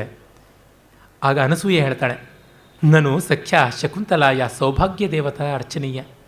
ಇವತ್ತು ಶಕುಂತಲೆಯ ಸೌಭಾಗ್ಯ ದೇವತೆಯನ್ನು ಅರ್ಚನೆ ಮಾಡಬೇಕಲ್ವೇನೆ ಅಂತ. ಅಂದರೆ ಇಷ್ಟು ಕುಯ್ದಿದ್ದು ಸಾಕಾಗೋಲ್ಲ ಅಂತ. ಯುಜ್ಯತೆ ಹೌದು ಅಂತ ಇಟ್ಕೋ ಅಂಥೇಳಿ ಮತ್ತೆ ಹೂ ಕುಯ್ಯೋದಕ್ಕೆ ಆರಂಭ ಮಾಡ್ತಾರೆ. ಒಂದು ಸಣ್ಣ ಶಾಟನ್ನು ಎಷ್ಟು ಚೆನ್ನಾಗಿ ಸೀನನ್ನು ಮ್ಯಾನೇಜ್ ಮಾಡ್ತಾನೆ ನೋಡಿ. ಆಗಲೇ ನೇಪಥ್ಯದಲ್ಲಿ ಅವಳ ಅದೃಷ್ಟ ದೇವತೆ ಪೂಜೆ ಮಾಡಬೇಕು ಅಂದರೆ ದುರದೃಷ್ಟ ದೇವತೆ ಋಷಿ ರೂಪದಲ್ಲಿ ಬಂದಿರೋದು ನೋಡಿ. ಎಂಥ ಕಾಂಟ್ರಾಸ್ಟ್ ತಂದು ತೋರಿಸ್ತಾನೆ. ಅಯಮಹಂ ಭೋಹೋ ಹಿಯರ್ ಐ ಆಮ್ ಅಂತಂತಾನೆ. ಆ ವಾಯ್ಸ್ ನೋಡಿ ಅದು ಎಂಥದ್ದು. ನಾನಿಲ್ಲಿದ್ದೀನಿ, ದೂರ್ವಾಸ ಅಲ್ಲದೆ ಇನ್ಯಾರು ಹೇಳೋಕ್ಕೆ ಸಾಧ್ಯ. ಇದಷ್ಟು ನಡೆಯೋದು ನೇಪಥ್ಯದಲ್ಲಿ. ಅಂದರೆ ಅಲೌಕಿಕ ನಮ್ಮ ಕಣ್ಣಿಗೆ ಕಾಣದಂತೆ ನಡೆಯುತ್ತೆ. ದೈವ ಡೆಸ್ಟಿನಿ ಏನು ಮಾಡುತ್ತೆ, ವಿಧಿ ಏನು ಮಾಡುತ್ತೆ ಅನ್ನೋದು ನಮಗೆ ಕಾಣೋಲ್ಲ, ಆದರೆ ಅನುಭವಿಸ್ತೀವಿ. ಕರ್ಣಂ ದತ್ವ ಸಖಿ ಅತಿಥಿ ನಾಮಿವ ನಿವೇದಿತಂ. ಯಾರೋ ಅತಿಥಿ ಬಂದಂತಿದೆ. ಅನಸೂಯೆ ಹೇಳ್ತಾಳೆ, ನಾನು ಒಟಜ ಸನ್ನಿಹಿತ ಶಕುಂತಲ ಆತ್ಮಗತಂ ಅದ್ಯ ಪುನಃ ಹೃದಯೇನ ಅಸನ್ನಿಹಿತ. ಅವಳು ಹೇಳ್ತಾಳೆ, ಅಯ್ಯೋ ಶಕುಂತಲೆ ಇದ್ದಾಳಲ್ಲ ಅಲ್ಲೇ. ಮತ್ತು ಅವಳೇ ಅಂದ್ಕೋತಾಳೆ, ಅಯ್ಯೋ ಹೃದಯದಿಂದ ಎಲ್ಲ ಬರೀ ದೇಹದಿಂದ ಮಾತ್ರ ಇದ್ದಾಳೆ ಅಂತ. ಅಲ್ಲೇ ಕೂತ್ಕೊಂಡು ಪ್ರಾಯಶಃ ದುಷ್ಯಂತ ಹೋದಾಗಲಿಂದ ಆಶ್ರಮದ ಬಾಗಿಲತ್ರವೇ ಹೀಗೇ ಅವನು ಹೋದ ದಿಕ್ಕನ್ನೇ ನೋಡ್ತಾ ನಿಂತು ಬಿಟ್ಟಿದ್ದಾಳೆ ಅಂತ ಅನಿಸುತ್ತೆ. ಇದೆಲ್ಲ ಕವಿ ನಮಗೆ ಬಿಟ್ಟಿದ್ದಾನೆ. ನಾವು ತುಂಬಿಕೊಳ್ಳದೇ ಇದ್ದರೆ ಶಾಕುಂತಲ ಓದಿಯೂ ಪ್ರಯೋಜನವಿಲ್ಲ, ಯಾವುದೂ ಓದಿಯೂ ಪ್ರಯೋಜನ ಇಲ್ಲ. ಭವತು ಅಲ್ಲ ಮೇತಾವದ್ಭಿ ಕುಸುಮಹಿ, ಇನ್ನು ಸಾಕು ಬಿಡು ಇಷ್ಟು ಕುಸುಮದಿಂದ, ಅಂದರೆ ನಾವು ಅತಿಥಿಯನ್ನು ನಾವು ನಿಭಾಯಿಸೋಣ ಅಂತ ಅಂದುಕೊಳ್ಳೋದು. ಹಾಗೆ ಹೊರಡ್ತಾ ಇದ್ದಂತೆಯೇ ಹೇಳಿ ಕೇಳಿ ದುರ್ವಾಸ ಪೇಷಂಟೇ ಅಲ್ಲ, ಅವನು ಇಂಪೇಷಂಟು. ಆದರೆ ಎಲ್ಲರನ್ನೂ ಪೇಷಂಟಾಗಿ ಮಾಡಿಬಿಡ್ತಾನೆ, ಹಾರ್ಟ್ ಪೇಷಂಟ್ಗಳನ್ನಾಗಿ ಮಾಡಿಬಿಡ್ತಾನೆ. ಅತಿಥಿ ಪರಿಭಾವಿನಿ, ಅತಿಥಿಗಳಿಗೆ ಅವಮಾನ ಮಾಡ್ತೀಯೇನೆ. ವಿಚಿಂತಯಂತಿ ಯಮನನ್ಯ ಮಾನಸ ತಪೋಧನಂ ವೆತ್ಸಿ ನಮಾಂ ಉಪಸ್ಥಿತಂ ಸ್ಮರಿಷ್ಯಸಿ ತ್ವಾಂ ನ ಸ ಬೋಧಿತೋಪಿ ಸನ್ ಕಥಾಂ ಪ್ರಮತ್ತ ಪ್ರಥಮಂ ಕೃತಾಮಿವ. ಯಾವನನ್ನು ನೀನು ಅನನ್ಯ ಮಾನಸವಾಗಿ ಯೋಚನೆ ಮಾಡ್ತಾ ಇದೆಯೋ ಅವನು ನಿನ್ನನ್ನು ಮರೆತು ಹೋಗಲಿ. ಕುಡಿದವನು ಕುಡಿಯೋಕ್ಕೆ ಮುಂಚೆ ಕುಡಿದಾಗ ಆಡಿದ ಮಾತನ್ನು ಹೇಗೆ ಮರಿತಾನೋ ಹಾಗೆ ನಿನ್ನನ್ನು ಮರೆತು ಹೋಗಿಬಿಡಲಿ ಅಂತ ಎಂಥ ಹೋಲಿಕೆ ಕೊಟ್ಟಿದ್ದಾನೆ. ಈ ಪ್ರಣಯ ಅನ್ನೋದು ಒಂದು ಅಮಲು. ಈ 3ನೇ ಅಂಕದಲ್ಲಿ ಆದದ್ದು ಒಂದು ಮದ್ಯಪಾನ. ಆ ಮದ್ಯಪಾನವನ್ನು ಮರೆತೇ ಬಿಡಲಿ, ಇನ್ನೇನು ಜ್ಞಾಪಕ ಇರೋದಿಲ್ಲ. ಅವನು ಆಡಿದ್ದು ಭಾಷೆ ಎಲ್ಲನೂ ನಿಮ್ಮಿಬ್ಬರ ಬಂಧುವಾದ ಈ ಸಖಿ ಮತ್ತು ಈ ಭೂಮಿ, ಇವೆರಡೇ ಪ್ರತಿಷ್ಠೆ ದ್ವೇ ಪುರುಕುಲಸ್ಯ ಅಂತೆಲ್ಲ ಹೇಳಿಬಿಟ್ನಲ್ಲ ಪೌರವಾಣಂ ಅಂತ, ಅದು ಅಷ್ಟು ಕೂಡ ಪುರ್ರಂತ ಹಾರು ಹೋಗಿಬಿಡ್ತಾ ಇದೆ. ಅಧಿಕ್ ಅಪ್ರಿಯಮೇವ ಸಮೃತಂ ಕಸ್ಮಿಂಶ್ಚಿತ್ ಪೂಜಾರ್ಹೆ ಅಪರಾಧ ಶೂನ್ಯ ಹೃದಯ ಶಕುಂತಲ. ಯಾರೋ ಪೂಜನೀಯನಾದವನಲ್ಲಿ ಅಪರಾಧ ಮಾಡಿಬಿಟ್ಲು ಅಂತ ಹಾಗೆ ಅಂತ ಇವಳು ಅಂದ್ಕೋತಾಳೆ ಪ್ರೇಮವದೆ. ಅನಸೂಯೆ ಮುಂದೆ ಓಡಿ ಹೋಗಿ ನೋಡ್ತಾಳೆ. ನಹಿ ಯಸ್ಮಿನ್ ಕಸ್ಮಿನ್ ಖಲೋ, ಯಾರೋ ಅವನೋ ಇವನೋ ಅಲ್ಲ. ಈ ಕನ್ನಡ ನೋಡಿ ಅದೆಷ್ಟು ಚೆನ್ನಾಗಿ ಯಸ್ಮಿನ್ ಕಸ್ಮಿನ್, ಅವನೋ ಇವನಿಗೋ ಅಲ್ಲ ಇವಳು ಅಪರಾಧ ಮಾಡಿದ್ದು. ಯಶ ದುರ್ವಾಸ ಸುಲಭಕೋಪ ಮಹರ್ಷಿ, ಶೀಘ್ರಕೋಪಿಯಾದ ದುರ್ವಾಸನಲ್ಲಿ. ತಥಾ ಶಪ್ತ್ವ ವೇಗಬಲಾತ್ ಉತ್ಫುಲ್ಲಯ ದುರ್ವಾರಯಾಗತ್ಯ ಪ್ರತಿನಿವೃತ್ತ. ಅವನು ಕೋಪ ಮಾಡಿಕೊಂಡು ಹಿಂದಿರುಗಿಸಲಾಗದ ವೇಗದಿಂದ ಹೊರಟೋಗ್ಬಿಡ್ತಾ ಇದ್ದಾನೆ ಅಂತ. ಅವರಿವರು ಬಂದು ಮತ್ತು ಕಾಲಿಗೂ ಬೀಳಬಾರ್ದು, ಕ್ಷಮೆನೂ ಕೇಳಬಾರ್ದು, ಆ ಥರ ಹೊರಟೋಗ್ಬಿಡ್ತಾ ಇದ್ದಾನೆ ಅಂತ. ಕೋನ್ಯೋ ಹುತವಹ ದಗ್ಧುಂ ಪ್ರಭವತಿ, ಬೆಂಕಿಯಲ್ಲದೆ ಇನ್ಯಾರಿಗೆ ಸುಡೋಕ್ಕಾಗುತ್ತೆ ಅಂತ ಪ್ರೇಮವದೆ ಹೇಳ್ತಾ ಇದ್ದಾಳೆ. ಗಚ್ಚ ಪಾದಯೋ ಪ್ರಣಮ್ಯ ನಿರ್ವರ್ತಿಯ ಏನಂ ಯಾವದಹಂ ಅರ್ಘೋದಕಂ ಉಪಕಲ್ಪಯಾಮಿ. ಬೇಗ ಹೋಗಿ ಕಾಲಿಗೆ ಬೀಳೆ, ನಾನು ಅರ್ಘ್ಯಪಾದ್ಯ ಎಲ್ಲ ತರ್ತೀನಿ ಅಂತ ಅನಸೂಯೆ ಓಡ್ತಾಳೆ. ಪ್ರೇಮವದೆ ಅವಳ ಕಾಲು ಹಿಡಿಯೋದಕ್ಕೆ ಅವನ ಕಾಲು ಹಿಡಿಯೋಕ್ಕೆ ಹೋಗ್ತಾಳೆ. ಹೇಳಿ ಕೇಳಿ ಪ್ರೇಮವದೆ ಸ್ವಲ್ಪ ಬೇಡ್ಕೋಬಹುದು.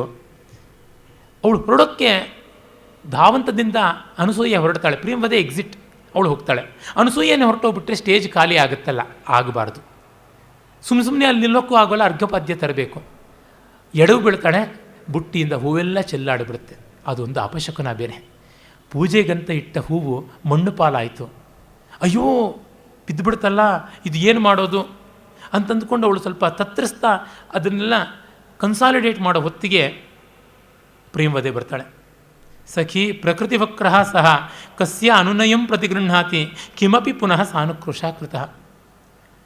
ಹೇಳಿ ಕೇಳಿ ಪ್ರಕೃತಿ ವಕ್ರ, ನ್ಯಾಚುರಲಿ ಎಡವಟ್ಟು ಏನೇ ಮಾಡೋದು, ಆದರೂ ಹೇಗೋ ಕನ್ಸೋಲ್ ಮಾಡಿ ಬಂದಿದ್ದೀನಮ್ಮ, ತ್ಯಾಪೆ ಹಾಕಿದ್ದೀನಿ ಅಂತ ಅಂದುಕೊಂಡೇ ಬರ್ತಾಳೆ. ಈ ಪ್ರೇಮವದೆಯ ಕ್ಯಾಶುವಲ್ ಮಾತುಗಳು ಅವಳಿಗೆ ಸಹಜವಾದದ್ದು ಅದೇನೆ. ನಗ್ತಾಳೆ. ತಸ್ಮಿನ್ ಬಹುವೇ ತದಪಿ ಕಥೆಯ, ಅವನು ಇಷ್ಟು ಮಾಡಿದ್ದೆ ದೊಡ್ಡದು, ಏನಾಯಿತು ಹೇಳೆ ಅಂತ. ಏನಿಲ್ಲ, ಭಗವನ್ ಪ್ರಥಮಃ ಇತಿ ಪ್ರೇಕ್ಷ್ಯ ಅವಿಜ್ಞಾತ ತಪಃಪ್ರಭಾವಸ್ಯ ದುಹೃತ ಜನಸ್ಯ ಭಗವತಾ ಏಕೋಪರಾಧ ಮರ್ಶಯಿತವ್ಯ. ನಿಮ್ಮ ಮಗಳು ನಿಮ್ಮ ಶಕ್ತಿ ಏನು ಅಂತ ಗೊತ್ತಿಲ್ಲದ ಪೆದ್ದಿ ಪಾಪ ಬಡಪಾಯಿ, ಅವಳ ಮೊದಲನೇ ಅಪರಾಧ ದಯಮಾಡಿ ಹೊಟ್ಟೆಗೆ ಹಾಕ್ಕೊಳ್ಳಿ ಅಂತ ಕೇಳಿದೆ ಅಂತ. ಎಷ್ಟು ಚೆನ್ನಾಗಿರುವಂಥ ಮಾತುಗಳು. ಇದು ಭಾಷೆ, ಇದು ಸೊಗಸು ಅಂತಂದರೆ. ಆಮೇಲೆ ತಥೋ ಮೇ ವಚನಂ ಅನ್ಯಥಾ ಭವಿತುಂ ನಾರ್ಹತಿ, ನನ್ನ ಮಾತು ಸುಳ್ಳಾಗೋಕ್ಕೆ ಸಾಧ್ಯವಿಲ್ಲ. ಕಿಂತು ಅಭಿಜ್ಞಾನಾಭರಣ ದರ್ಶನೇನ ಶಾಪೋ ನಿವರ್ತಯಿಷ್ಯತ ಇತಿ ಮಂತ್ರಯನ್ ಸ್ವಯಂ ಅಂತರ್ಹಿತ. ಅವನನ್ನು ಮತ್ತೆ ಸ್ಟೇಜಿಗೆ ತರಬೇಕಾಗಿಲ್ಲವಲ್ಲ, ಅದಕ್ಕೆ ಅವನನ್ನು ಮಾಯ ಮಾಡಿಬಿಟ್ಟಿದ್ದು. ನನ್ನ ಮಾತು ಸುಳ್ಳಾಗೋಕ್ಕೆ ಸಾಧ್ಯ ಇಲ್ಲ. ಆದರೆ ಗುರುತು ಒಡವೆ ಅಭಿಜ್ಞಾನಾಭರಣ, ಅದನ್ನು ನೋಡಿದ ತಕ್ಷಣ ಅವನಿಗೆ ಜ್ಞಾಪಕ ಬರುತ್ತೆ ಅಂತ ಹೇಳಿ ಉಶಾಪ, ಅದಕ್ಕೆ ಒಂದು ರಿಜಾಯಿಂಡರ್ ಅದನ್ನು ಕೊಟ್ಟುಬಿಟ್ಟಿದ್ದೂ ಅವನು ಮರೆಯಾಗಿಬಿಟ್ಟ ಅಂತ. ಒಂದು ಕ್ಯಾರೆಕ್ಟರ್ ರಂಗದ ಮೇಲೆ ಬರದೆ, ನಿಮಗೆಲ್ಲ ಗೊತ್ತಿದೆ ನಾಟಕದಲ್ಲಿ ಒಂದು ಕ್ಯಾರೆಕ್ಟರ್ ಬರದೇನೆ ಅದರ ಎಫೆಕ್ಟ್ ತಂದರೆ ಎಷ್ಟು ಲಾಭ ಅಂತ. ಪುತ್ರೋತ್ಸವದಷ್ಟು ಲಾಭ. ಅರ್ಧ ಮಾತ್ರ ಲಾಘವಂ ಪುತ್ರೋತ್ಸವಂ ಅನ್ನಿಯಂತೆ ವೈಯಾಕರಣ ಅಂತ ಹೇಳ್ತಾರೆ ಸಂಸ್ಕೃತದಲ್ಲಿ. ಅರ್ಧ ಮಾತ್ರೆಯಷ್ಟು ಉಳಿಸಿದ್ರೆ ವ್ಯಾಕರಣ ವಿದ್ವಾಂಸರಿಗೆ ಮಕ್ಕಳು ಹುಟ್ಟಿದಷ್ಟು ಸಂತೋಷ ಆಗುತ್ತಂತೆ. ಹಾಗೆ ನಾಟಕದಲ್ಲಿ ಒಂದು ಕ್ಯಾರೆಕ್ಟರ್ ಬರದೇನೆ ಆ ಕ್ಯಾರೆಕ್ಟರ್ ಮಾಡ್ಬೋದಾದಷ್ಟು ಕೆಲಸನೂ ಬ್ಯಾಕ್ ಸ್ಟೇಜಿಂದ ಮಾಡಿಸಿದ್ರೆ ದೊಡ್ಡ ಲಾಭ. ಅಂಥದ್ದು ಕಾಳಿದಾಸನ ತಂತ್ರ. ಅದು ಬರೀ ತಂತ್ರ ಮಾತ್ರವಲ್ಲ, ದುರ್ವಾಸನ ಶಾಪ ಅದು ವಿಧಿಯ ಕಾಣದ ಕೈ.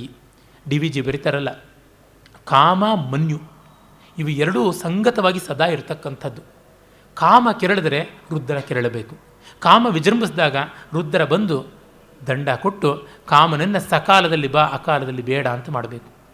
ಈ 3 ಅಂಕಗಳಲ್ಲಿ ಕಾಮ ಕೆರಳುತ್ತಲ್ಲ, ರುದ್ರಾಂಶ ಸಂಭೂತನಾದ ದುರ್ವಾಸನೆ ಬರಬೇಕು. ಅದು ಯಾಕೆ ದುರ್ವಾಸನೆ? ವಿಶ್ವಾಮಿತ್ರ ಯಾಕಾಗಬಾರ್ದು? ಮತ್ತೊಬ್ಬ ಯಾಕಾಗಬಾರ್ದು? ಪ್ರಸಿದ್ಧಿ ಇದೆ ದುರ್ವಾಸನೆಗೆ. ಜೊತೆಗೆ ಅವನು ರುದ್ರಾಂಶ ಸಂಭೂತ ಅತ್ರಿ ಅನಸೂಯೆಯರ ಸಂತಾನ, ಅವನಿಂದ ಇದು ಸಾಧ್ಯ. ಮತ್ತು ಆ ಒಂದು ಕಾಮ ಗ್ರೀಷ್ಮದಂತೆ ಮತ್ತು ಮದಹಸ್ತಿಯಂತೆ ಧರ್ಮಾರಣ್ಯಂ ಪ್ರವಿಶತಿ ಗಜಃ ಅಂತ ಏನಿದೆ, ಹಾಗೆ ಬಂದರೆ ಇವನು ಒಳ್ಳೆ ಜಟಾಜೂಟ ಮಂಡಿತನಾದಂಥ ಸಿಂಹ ಕೇಸರದಂತೆ ಇರುವ ಋಷಿ ಬಂದು ಅದನ್ನು ಬಲಿ ಹಾಕಬೇಕು. ಅದು ಆನೆ ಬಂದಿದ್ದು ಕಾಣಿಸ್ತಾ ಇಲ್ಲ ಯಾರಿಗೂ, ಋಷಿ ಬಂದಿದ್ದು ಯಾರಿಗೂ ಕಾಣಿಸ್ತಾ ಇಲ್ಲ. ಗ್ರೀಷ್ಮದ ಫೀಲಿಂಗ್ ಎಲ್ರಿಗೂ ಇದೆ. ಇದು ನಾವು ನೋಡಬೇಕಾದದ್ದು. ಎಷ್ಟರ ಮಟ್ಟಿಗೆ ಅದನ್ನು ತರ್ತಾನೆ, ಎಷ್ಟೆಷ್ಟು ಸ್ತರಗಳಲ್ಲಿ ನಿಂತು ನೋಡಿದಾಗ ಈ ಗಿರೀಶ್ ಕಾರ್ನಾಡ್ ಅಂತೆ, ಚಂದ್ರಶೇಖರ್ ಕಂಬಾರ ಅಂತೆ, ಚಂದ್ರಶೇಖರ್ ಪಾಟೀಲ ಅಂತೆ, ಏನದು ಎಂಥದ್ದು ಏನೋ ಒಂದು ಗೊತ್ತಾಗೋಲ್ಲ. ಮಹಾ ನಾಟಕಕಾರರು ಅಂತ ನಮ್ಮವರು ಕೊಂಡಾಡೋದು, ಕುಂಟೆತ್ತೆ ಕೊಳಕು ನೀರೇ ಪಾನಕ ಅಂತ ಆಗಿರ್ತಕ್ಕಂಥದ್ದು. ಏನು ದೊಡ್ಡದು ಮಾಡಿರ್ತಕ್ಕಂಥದ್ದು, ಎಂಥದ್ದು ಕಾಣಿಸುತ್ತೆ. ಲಂಕೇಶ್ ಅಂತೆ ಮಹಾಲೇಖಕ ಅಂತೆ, ಕೊಂಡಾಡಿದ್ದೆ ಸತ್ತೆಮ್ಮೆಗೆ 8 ಸೇರು ಹಾಲು ಅಂತ. ಎಮ್ಮೆ ಸತ್ತೋಗಿದೆ, ಅಯ್ಯೋ 8 ಸೇರು ಹಾಲು ಕೊಡ್ತಾ ಇತ್ತು, ಅಯ್ಯೋ 3 ಹೊತ್ತು ಕೊಡ್ತಾ ಇತ್ತು ಅಂತ ಎದೆ ಬಡ್ಕೊಂಡಾಡೋ ಥರ. ಬದುಕಿದ್ದಾಗ ಬೈತಾನೇ ಇದ್ದಿದ್ದು ಅವರನ್ನು. ಅವರು ಯಥೇಚ್ಛವಾಗಿ ಲೋಕವನ್ನು ಬೈತಾ ಇದ್ದರು. ಈಗ ಸತ್ತ ಮೇಲೆ ಎಲ್ಲರೂ ದೊಡ್ಡವರಾದರು. ಬೀಚಿ ಹೇಳ್ತಾರಲ್ಲ, ಎಲ್ಲ ಗೋರಿಗಳ ಮೇಲೂ ಇವರು ಮಹಾತ್ಮರು, ಇವರು ಸಚ್ಚಾರಿತ್ರರು, ಇವರು ಉತ್ತಮರು ಅಂತ ಹೇಳ್ತಾ ಇದೆ, ಕೆಟ್ಟವರೊಬ್ಬರು ಸಾಯಲೇ ಇಲ್ವಾ ಅಂತ. ಹಾಗೆ ತುಂಬಲಾರದ ನಷ್ಟ ಅಂತ ಹೇಳುವಂತೆ ಪ್ರತಿ ಪದ್ಯದಲ್ಲಿ ಧ್ವನಿಗರ್ಭಿತವಾಗಿರಬೇಕು, ಪ್ರತಿ ಪದವೂ ಆಗಿರಬೇಕು. ಮತ್ತು ಭಾರತೀಯ ಮೌಲ್ಯಗಳು ವಿಶ್ವೋನ್ವತವಾದ ರಸೋದಾರ ಧೀರ ಗತಿ ಇರಬೇಕು. ಅದು ತಾನೇ ಕಾವ್ಯ, ಹಾಗಿರಬೇಕು. ಮತ್ತು ನೋಡಿ, ಆ ಸಖಿಯರು ಮತ್ತೆ ಮಾತಾಡ್ಕೊಳ್ತಾರೆ. ಅನಸೂಯೆ ಹೇಳ್ತಾಳೆ, ಶಕ್ಯಮಿದಾನೀಂ ಆಶ್ವಸಿತು, ಈಗ ಉಸಿರಾಡೋಕ್ಕೆ ಸಾಧ್ಯವಾಗುತ್ತೆ. ಯಾಕೆ? ಅಸ್ಥಿತೇನ ರಾಜರ್ಷಿಣ ಸಂಪ್ರಸ್ಥಿತೇನ ಸ್ವನಾಮಧೇಯಾಂಕಿತಂ ಅಂಗುಲೀಯಕಂ ಸ್ಮರಣೀಯಮಿತಿ ಸ್ವಯಂ ಪಿನದ್ದಂ. ಅಯ್ಯೋ, ಇನ್ನು ನನಗೆ ಚಿಂತೆ ಇಲ್ಲ ಕಡೆ. ಅವನೇ ಆ ರಾಜರ್ಷಿ ತನ್ನ ನಾಮಾಂಕಿತವಾದ ಉಂಗುರವನ್ನು ಇವಳ ಕೈಗೆ ಸ್ಮರಣೀಯ ಅಂತ, ಮೆಮೊರಬಲ್ ಗಿಫ್ಟ್ ಅಂತ ತಾನೇ ಹಾಕಿದ್ದಾನೆ, ಕೈಯಾರೆ ಹಾಕಿದ್ದಾನೆ. ಪಿನದ್ದಂ ಅಂತಂದರೆ ಬೆರಳಿಗೆ ಏರಿಸಿದ್ದಾನೆ ಅಂತ ಅರ್ಥ. ಇದ್ದೇ ಇದೆ. ಸ್ವಾಧೀನೋಪಾಯ ಶಕುಂತಲಾ ಭವಿಷ್ಯತಿ. ಹಾಗಾಗಿ ಅವಳ ಉಪಾಯವು ಸ್ವಾಧೀನವಾಗಿಯೇ ಇದೆ ಅಂತ. ಪಾಪ ಅನಸೂಯೆ ಇಷ್ಟು ಮಾತ್ರ ಯೋಚನೆ ಮಾಡಬಲ್ಲಳು, ಅದಕ್ಕಿಂತ ಇನ್ನು ಹೆಚ್ಚು ಏನು ಸಾಧ್ಯ? ಅವಳು ಉಂಗುರವನ್ನೇ ಕಳ್ಕೋತಾಳೆ ಅಂತ ಹೇಗೆ? ಇನ್ನು 1000 ಇದೆ ಕಳ್ಕೊಳ್ಳೋಕ್ಕೆ. ಆದರೆ ನೋಡಿ, ಅದು ಆಗುವುದು ಹಾಗೇನೆ. ವನದೇವತೆಯರು ಕೊಟ್ಟಂಥ ಎಷ್ಟು ಆಭರಣಗಳಿದ್ವು, ಅದರಲ್ಲಿ ಉಂಗುರವೂ ಇದ್ದಿರಬೇಕು, 4-6 ಉಂಗುರ ಇದ್ದಿರ್ಬೋದು. ಅವು ಯಾವುದೂ ಬೀಳಲಿಲ್ಲ, ಇದೇ ಬಿತ್ತು. ಯಾಕೆ? ಅದೆಲ್ಲ ಲೇಡೀಸ್ ಸೈಜ್ಗೆ ಮ್ಯಾಚ್ ಮಾಡಿದ್ದು. ಇದು ಜೆಂಟ್ ಸೈಜ್ ಉಂಗುರ. ನೋಡಿ, ಕಾಳಿದಾಸ ಆ ಒಂದು ರಿಯಲಿಸ್ಟಿಕ್ ವ್ಯೂಸನ್ನು ಬಿಡೋದಿಲ್ಲ ಅಂತ. ಗಂಡು ಸಾಕೊಳ್ಳೋ ಉಂಗುರನ ಹೆಣ್ಣಿಗೆ ಕೊಟ್ಟರೆ ಅದು ಎಲ್ಲಿ ನಿಲ್ಲುತ್ತೆ? ಹೆಬ್ಬೆರಳಿಗೆ ತೋರಿಸ್ಕೊಂಡು ಸರಿಯಾಗಿ ನಿಲ್ಲೋದಿಲ್ಲ. ಆಡ್ ಸೈಜ್ ಉಂಗುರ ಅಲ್ವಾ ಇದು? ಆ ಕಲಾ ಸೂಕ್ಷ್ಮತೆಯನ್ನು ಒಂದು ಚೂರು ಬಿಡದೆ ಸಾಧಿಸ್ತಾನೆ, ಅತಿಶಯತೆಯನ್ನು. ಆಮೇಲೆ ಸಖಿ ದೇವಕಾರ್ಯಂ ತಾವನ್ನು ನಿರ್ವರ್ತಯಾವ, ಇನ್ನು ಪೂಜೆ ಮಾಡೋಣ ಬಾರೆ ಅಂತ ಹೇಳ್ಬಿಟ್ಟು ಹೊರಡ್ತಾರೆ. ಆಗ ಇವರು ಬಾಗಿಲ ಕಡೆಗೆ ಬರ್ತಾರೆ, ಆಶ್ರಮದ ಬಾಗಿಲ ಕಡೆಗೆ. ಅನಸೂಯೆ ಪಶ್ಯ ತಾವತ್ ವಾಮ ಹಸ್ತೋಪಹಿತ ವದನ ಆಲಿಖಿತೇವ ಪ್ರಿಯ ಸಖಿ. ಎಡಗೆ ಕೆನ್ನೆ ಮೇಲೆ ಇಟ್ಕೊಂಡು ಪೇಂಟೆಡ್ ಫಿಗರ್ ಥರ ಇದ್ದಾಳೆ. ಭರ್ತೃಗತೆಯ ಚಿಂತೆಯ ಆತ್ಮಾನಮಪಿ ನೈಷಾ ವಿಭಾವಯತಿ ಕಿಂ ಪುನರಾಗಂತುಕಂ. ಗಂಡನ ಚಿಂತೆಯಲ್ಲಿ ತನ್ನನ್ನೇ ಮರೆತವಳಿಗೆ ಬಂದವರು ಹೋದವ್ರು ಜ್ಞಾಪಕ ಇರ್ತಾರೇನೆ. ರಕ್ಷಿತವ್ಯಾ ಖಲು ಪ್ರಕೃತಿ ಪೇಲವಾ ಸಖಿ ಪ್ರಿಯಂವದೆ ದ್ವಯೋರೇವ ನನ್ನ ಮುಖೆ ಯೇಷ ವೃತ್ತಾಂತಸ್ತಿಷ್ಠತು. ಪ್ರಿಯಂವದೆ, ನಂಬಾಯಲ್ಲೇ ಇದ್ದಿದ್ದು ಬಿಡಲೇ ಸತ್ಯ. ಅವಳು ತಿಳಿಯೋದು ಬೇಡ. ಸ್ವಭಾವ ಪೇಶಲಿಯಾದಂಥವಳಿಗೆ, ಪ್ರಕೃತಿ ಕೋಮಲೆಯಾದವಳಿಗೆ ಈ ಕಹಿ ವಾರ್ತೆ ಗೊತ್ತಾಗೋದು ಬೇಡ ಅಂತ. ಯಾವುದಕ್ಕೆ ಕಾಪಾಡಬೇಕು ಅಂದ್ಕೊಂಡ್ರೋ ಅದೇ ಮುಳುವಾಯಿತು. ಅವಳಿಗೆ ಹೇಳಿದರೆ ಈ ಥರ ಶಾಪ ಇದೆ, ಸರಿಗೆ ಗಂಟು ಹಾಕ್ಕೊಂಡಿರೋ ಉಂಗುರಾನ ಅಂತಂದರೆ ಅವಳು ಕೊರಳಿಗೆ ಕಟ್ಕೊಂಡಿರೋಳು ಉಂಗುರವನ್ನು. ಪಾಪ ಅಂದರೆ ನಾವು ಯಾವುದೂ ತಿಳಿಬಾರ್ದು, ಜೋಪಾನ ಮಾಡಬೇಕು ಅಂತ ಮಾಡುವಂಥದ್ದು ಇಂಥದ್ದೆಲ್ಲ ಪರಿಣಾಮ ಬೀರುತ್ತೆ ಅಂತ. ಅದಕ್ಕೆ ನೋಡಿ, ಅನಸೂಯೆಯ ಸಹಜವಾದ ಎಚ್ಚರ, ಪ್ರಿಯಂವದೆಯ ಸಹಜವಾದ ಪ್ರೀತಿ. ಅವಳದು ಒಂದು ಮದರ್ಲಿ ಕೇರ್ ಆದರೆ ಇವಳದು ಫ್ರೆಂಡ್ಲಿ ಕೇರ್. ಎಷ್ಟು ಚೆನ್ನಾಗಿ ಕಾಂಟ್ರಾಸ್ಟ್ ಬರುತ್ತೆ. ಕೋ ನಾಮೋಷ್ಣೋದಕೇನ ನವಮಾಲಿಕಾಂ ಸಿಂಚತಿ. ಯಾರು ತಾನೇ ಬಿಸಿನೀರನ್ನು ಮಲ್ಲಿಗೆ ಬಳ್ಳಿಗೆ ಎರೀತಾರೆ? ಇವರು ದಿನಾ ನೀರೆರಿಯೋರು ಗಿಡಕ್ಕೆ, ಗೊತ್ತು ಬಿಸಿನೀರು ಎರೆದರೆ ಹೇಗೆ ಬಾಡಿಬಿಡುತ್ತೆ ಅಂತ. ಆದರೆ ಪಾಪ ಅದು ಬೇರೆ ಕಿತ್ತೋಗೋ ತರಹ ಆಗುತ್ತೆ. ಅಲ್ಲಿಗೆ 4ನೇ ಅಂಕದ ಒಂದು ಭಾಗ ಮುಗಿಯುತ್ತೆ. 2ನೇ ಭಾಗದಲ್ಲಿ ಒಂದು ದೃಶ್ಯ ಬರುತ್ತೆ. ಇದು ಸುಮಾರು ಒಂದು 4-5 ತಿಂಗಳಾದ ಮೇಲೆ. ಗ್ರೀಷ್ಮ ಕಳೆದಿದೆ, ವರ್ಷಾ ಋತು ಕಳೆದಿದೆ, ಶರದ್ ಋತು ಬಂದಿದೆ. ನೋಡಿ, ಶರದ್ ಋತು ಪ್ರಸನ್ನ ಮನೋಹರವಾದ ಕಾಲ. ವರ್ಷಾಕಾಲದಲ್ಲಿ ಕಣ್ವನಿಗೆ ಸೋಮತೀರ್ಥದಿಂದ ಬರೋಕ್ಕಾಗೋದಿಲ್ವಲ್ಲ, ಅದಕ್ಕೆ ವರ್ಷಾಕಾಲ ಕಳೆದಿರಬೇಕು. ಒಂದು 2-3 ತಿಂಗಳಾದರೂ ಆಗಿರಬೇಕು. ಶಕುಂತಲೆ ಗರ್ಭಿಣಿ ಅಂತ ಎಲ್ರಿಗೂ ಗೊತ್ತಾಗೋ ಸ್ಥಿತಿ ಬಂದಿದೆ ಅಷ್ಟೆ. ಅದು ಕಾಲದ ಸೂಚನೆ. ಒಬ್ಬ ಶಿಷ್ಯ ಬರ್ತಾನೆ, ಸೂರ್ಯ ಉದಯ ಆಗಿದೆಯೋ ಇಲ್ಲವೋ ನೋಡಬೇಕು ಅಂತ. ಕಾರಣ, ಆಗಷ್ಟೇ ವರ್ಷಾ ಋತು ಕಳೆದಿದೆ, ಶರತ್ಕಾಲ ಬಂದಿದೆ, ಸ್ವಲ್ಪ ಇನ್ನೂ ಮೋಡಗಳು ಇರೋದ್ರಿಂದ ಸೂರ್ಯೋದಯ ಗೊತ್ತು ಮಾಡಿಕೊಳ್ಳೋದು ಕಷ್ಟ, ಸ್ವಲ್ಪ ನಿಧಾನವೂ ಆಗುತ್ತೆ. ಅದಕ್ಕಾಗಿ ಹೊರಗೆ ಬಂದಿದ್ದಾನೆ. ಗುರುಗಳೇನೋ ಹೇಳಿದ್ರು, ಸೂರ್ಯೋದಯ ಆಯ್ತಾ ನೋಡು ಅಂತ. ಯಾಕೆಂದರೆ ಅವರು ಒಳಗಡೆ ಇದ್ದು ಆಹುತಿ ಕೊಡಬೇಕು ಸೂರ್ಯೋದಯ ಕಾಲಕ್ಕೆ ಸರಿಯಾಗಿ ಅಗ್ನಿಗೇಹದಲ್ಲಿ. ಸೂರ್ಯೋದಯದ ಹೊತ್ತಿಗೆ ಕೊಡಬೇಕು, ಅದಕ್ಕೊಬ್ಬನ ನೋಡ್ಕೊಂಡು ಬಾ ಅಂತ. ಅವನು ಶಿಷ್ಯ ಬಂದು, ಯಾತ್ಯೇಕತುಸ್ತ ಶಿಖರಂ ಪತಿರೋಷಧೀನಾಂ ಅವಿಷ್ಕೃತೋರುಣ ಪುರಸ್ಸರ ಏಕತೋರ್ಕಃ ತೇಜೋದ್ವಯಸ್ಯ ಯುಗೋಪದ್ವ್ಯಸನೋದಯಾಭ್ಯಾಂ ಲೋಕೋ ನಿಯಮ್ಯತ ಇವಾತ್ಮ ದಶಾಂತರೇಶು. ಒಂದು ಕಡೆ ಸೂರ್ಯ ಮುಳುಗ್ತಾ ಇದ್ದಾನೆ, ಚಂದ್ರ ಮುಳುಗ್ತಾ ಇದ್ದಾನೆ, ಮತ್ತೊಂದು ಕಡೆ ಸೂರ್ಯ ಏಳ್ತಾ ಇದ್ದಾನೆ. ಈ 2 ತೇಜೋಗೋಳಗಳು, ತೇಜೋಬಿಂಬಗಳು ಮುಳುಗಿ ಏಳುವುದನ್ನು ನೋಡಿದ್ರೆ ಲೋಕವೇ ನಿಯಮಿತವಾಗ್ತಾ ಇದೆ, ಇನ್ನು ಸಾಮಾನ್ಯರ ಗತಿ ಏನು ಅಂತ ಗೊತ್ತಾಗ್ತಾ ಇಲ್ಲ ಅಂತ. ಅಂಥ ತೇಜೋ ರಾಶಿಗಳಿಗೂ ಉದಯಾಸ್ತಗಳು ತಪ್ಪದೇ ಇದ್ದರೆ, ಭ್ರಮೆಗಳು ತಪ್ಪದೇ ಇದ್ದರೆ ಮಾನವರಿಗೆ ತಪ್ಪುತ್ತಾ ಅಂತ. ಅಂದರೆ ಚಂದ್ರ ಮನಃಕಾರಕ, ಸೂರ್ಯ ಬುದ್ಧಿಕಾರಕ. ಬುದ್ಧಿ ಎದ್ದಾಗ ಮನಸ್ಸು ಹೋಗುತ್ತೆ, ಮನಸ್ಸಿದ್ದಾಗ ಬುದ್ಧಿ ಹೋಗುತ್ತೆ. ಮುಂದೆ ನೋಡಿ, 5ನೇ ಅಂಕದಲ್ಲಿ ದುಷ್ಯಂತನ ಬುದ್ಧಿ ಜಾಗೃತವಾಗಿದೆ, ಮನಸ್ಸು ಮರೆತು ಹೋಗಿದೆ. ಚಂದ್ರ ಹೋಗಿದ್ದಾನೆ, ಸೂರ್ಯ ಎದ್ದಿದ್ದಾನೆ. ಇಲ್ಲಿವರೆಗೂ ಚಂದ್ರ ಪರ್ವ ಇದ್ದದ್ದು, ಹೃದಯ ಪರ್ವ. ಇನ್ನು ಮೇಲೆ ನಾಟಕದಲ್ಲಿ ಬರೋದು ಬುದ್ಧಿ ಪರ್ವ. ಒಂದು ಪಕ್ಷ ಹೋಗಿ ಇನ್ನೊಂದು ಪಕ್ಷ, ಒಂದು ಅಯನ ದಕ್ಷಿಣಾಯನ ಹೋಗಿ ಉತ್ತರಾಯಣ ಬಂದಿದೆ ಅನ್ನುವಂತೆ ನಾವು ನೋಡಬಹುದು. ಅನ್ನುವಾಗ 4ನೇ ಅಂಕ ಮಧ್ಯಮಣಿ. ಈ ಬೆಳಕಿನಲ್ಲಿ ನೋಡಬೇಕು. ಇದೊಂದೇ ಅಂಕದಲ್ಲಿ ತಪಸ್ವಿಯಾದ ಕಣ್ವ ಬರೋದು. ಕಣ್ವ ನಾಟಕದ ಪರಮೋನ್ನತವಾದಂಥ ಪಾತ್ರ, ಸ್ಥಿತಪ್ರಜ್ಞನ ಪಾತ್ರ, ಕರ್ಮಯೋಗಿಯ ಪಾತ್ರ, ನಿಸ್ಪೃಹನಾದ ನಿರ್ಲೇಪ ಕರ್ಮದ ಯಾವ ಲೋಕಸಂಗ್ರಹ ಇದೆ ಅದರ ಸಾಕಾರ. ಅಷ್ಟಕ್ಕೆ ನಿಲ್ಲಲ್ಲ ಇವನು. ಹೇಳ್ತಾನೆ, ಅಂತರ್ಹಿತೇ ಶಶನಿ ಸೈವ ಕುಮುದ್ವತಿ ಮೇ ದೃಷ್ಟಿಂನ ನಂದಯತಿ ಸಂಸ್ಮರಣೀಯ ಶೋಭಾ ಇಷ್ಟಪ್ರವಾಸ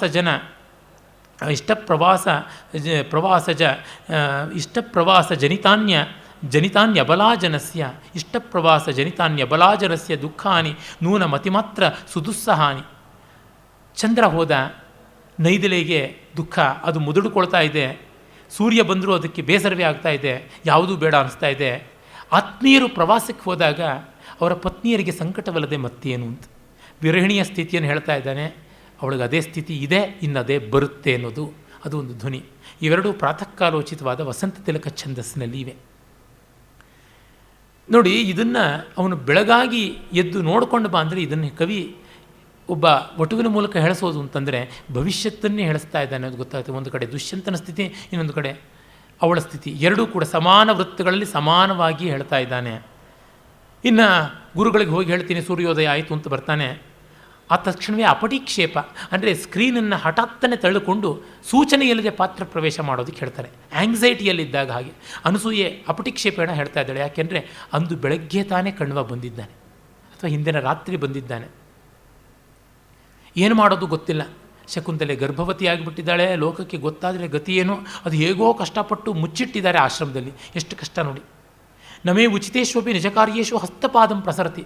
ನನಗೆ ಮಾಡಬೇಕಾದ ಕೆಲಸಕ್ಕೂ ಕೈಕಾಲಾಡ್ತಾ ಇಲ್ಲ ಅಂತಿದ್ದಾಳೆ. ರಾಜ್ಞಾ ಶಕುಂತಲಾಯಾಮ್ ಅನಾರ್ಯಮಾಚರಿತಂ. ಆ ರಾಜ ಹಾಳಾದ ಅನ್ಯಾಯ ಮಾಡಿಬಿಟ್ಟ ಶಕುಂತಲೆಗೆ. ಏತಾವತ್ ಕಾಲಸ್ಯ ಲೇಖಮಾತ್ರಪಿ ನ ವಿಸೃಜತಿ. ಒಂದು ಕಾಗದವನ್ನು ಕಳಿಸ್ತಾ ಇಲ್ಲ ಆ ಪಾಪಿ. ನಾನು ಸಖೀಗಾಮಿ ದೋಷ ಇವ ಇತಿ ವ್ಯವಸಿತಾಮಪಿ ನ ಪಾರಯಾಮಿ. ಸಖಿಯಲ್ಲೇ ದೋಷ ಬಂದುಬಿಡುತ್ತೆ, ಏನು ಮಾಡೋದು? ದುಃಖಶೀಲೆ ತಪಸ್ವಿ ಜನೇ ಕೋಭ್ಯರ್ಥಿತ. ದುಃಖಶೀಲವಾಗಿರೋ ನಾವು ತಪಸ್ವಿ ಜನರು ಯಾರಲ್ಲಿ ಕೇಳ್ಕೊಳ್ಳೋಣ? ಯಾರಲ್ಲಿ ಹೇಳ್ಕೊಂಡ್ರು ಬಾಯಿ ಬಿಟ್ಟರೆ ಬಣ್ಣಗೇಡು, ನಾಚಿಗೇಡು ಅಂತಾಗುತ್ತೆ. ಹಾಗಾಗಿ ಆಪನ್ನ ಸತ್ವಾಂ ಶಕುಂತಲಾಂ ದುಷ್ಯಂತ ಪರಿಣೀತಾಂ ತಾತಕಾಶ್ಯಪಾಯ ಕಥಂ ನಿವೇದಿತು. ಮದುವೆ ಆಗಿ ಬಸರಿ ಆಗಿದ್ದಾಳೆ ಶಕುಂತಲೆ ಅಂತ ತಂದೆ ಕಾಶ್ಯಪನಿಗೆ ಹೇಗೆ ಹೇಳೋದು ಅಂತ ಇವಳು ಒದ್ದಾಡ್ತಾ ಇದ್ದಾಗ ಪ್ರಿಯಂವದೆ ಬಂದು ಸಖಿ ಸಖಿ ತ್ವರಸ್ವ ಶಕುಂತಲ ಪ್ರಸ್ಥಾನ ಕೌತುಕಂ ನಿವರ್ತಯಿತು, ತ್ವರೆ ಮಾಡೆ ಶಕುಂತಲೆಯನ್ನು ಗಂಡನ ಮನೆಗೆ ಕಳಿಸ್ಬೇಕು ಅಂತ. ಅದು ಹೇಗೆ, ಅದು ಎಂಥದ್ದು ಅನ್ನೋದನ್ನು ನಾಳೆ ನೋಡೋಣ. ನಮಸ್ಕಾರ.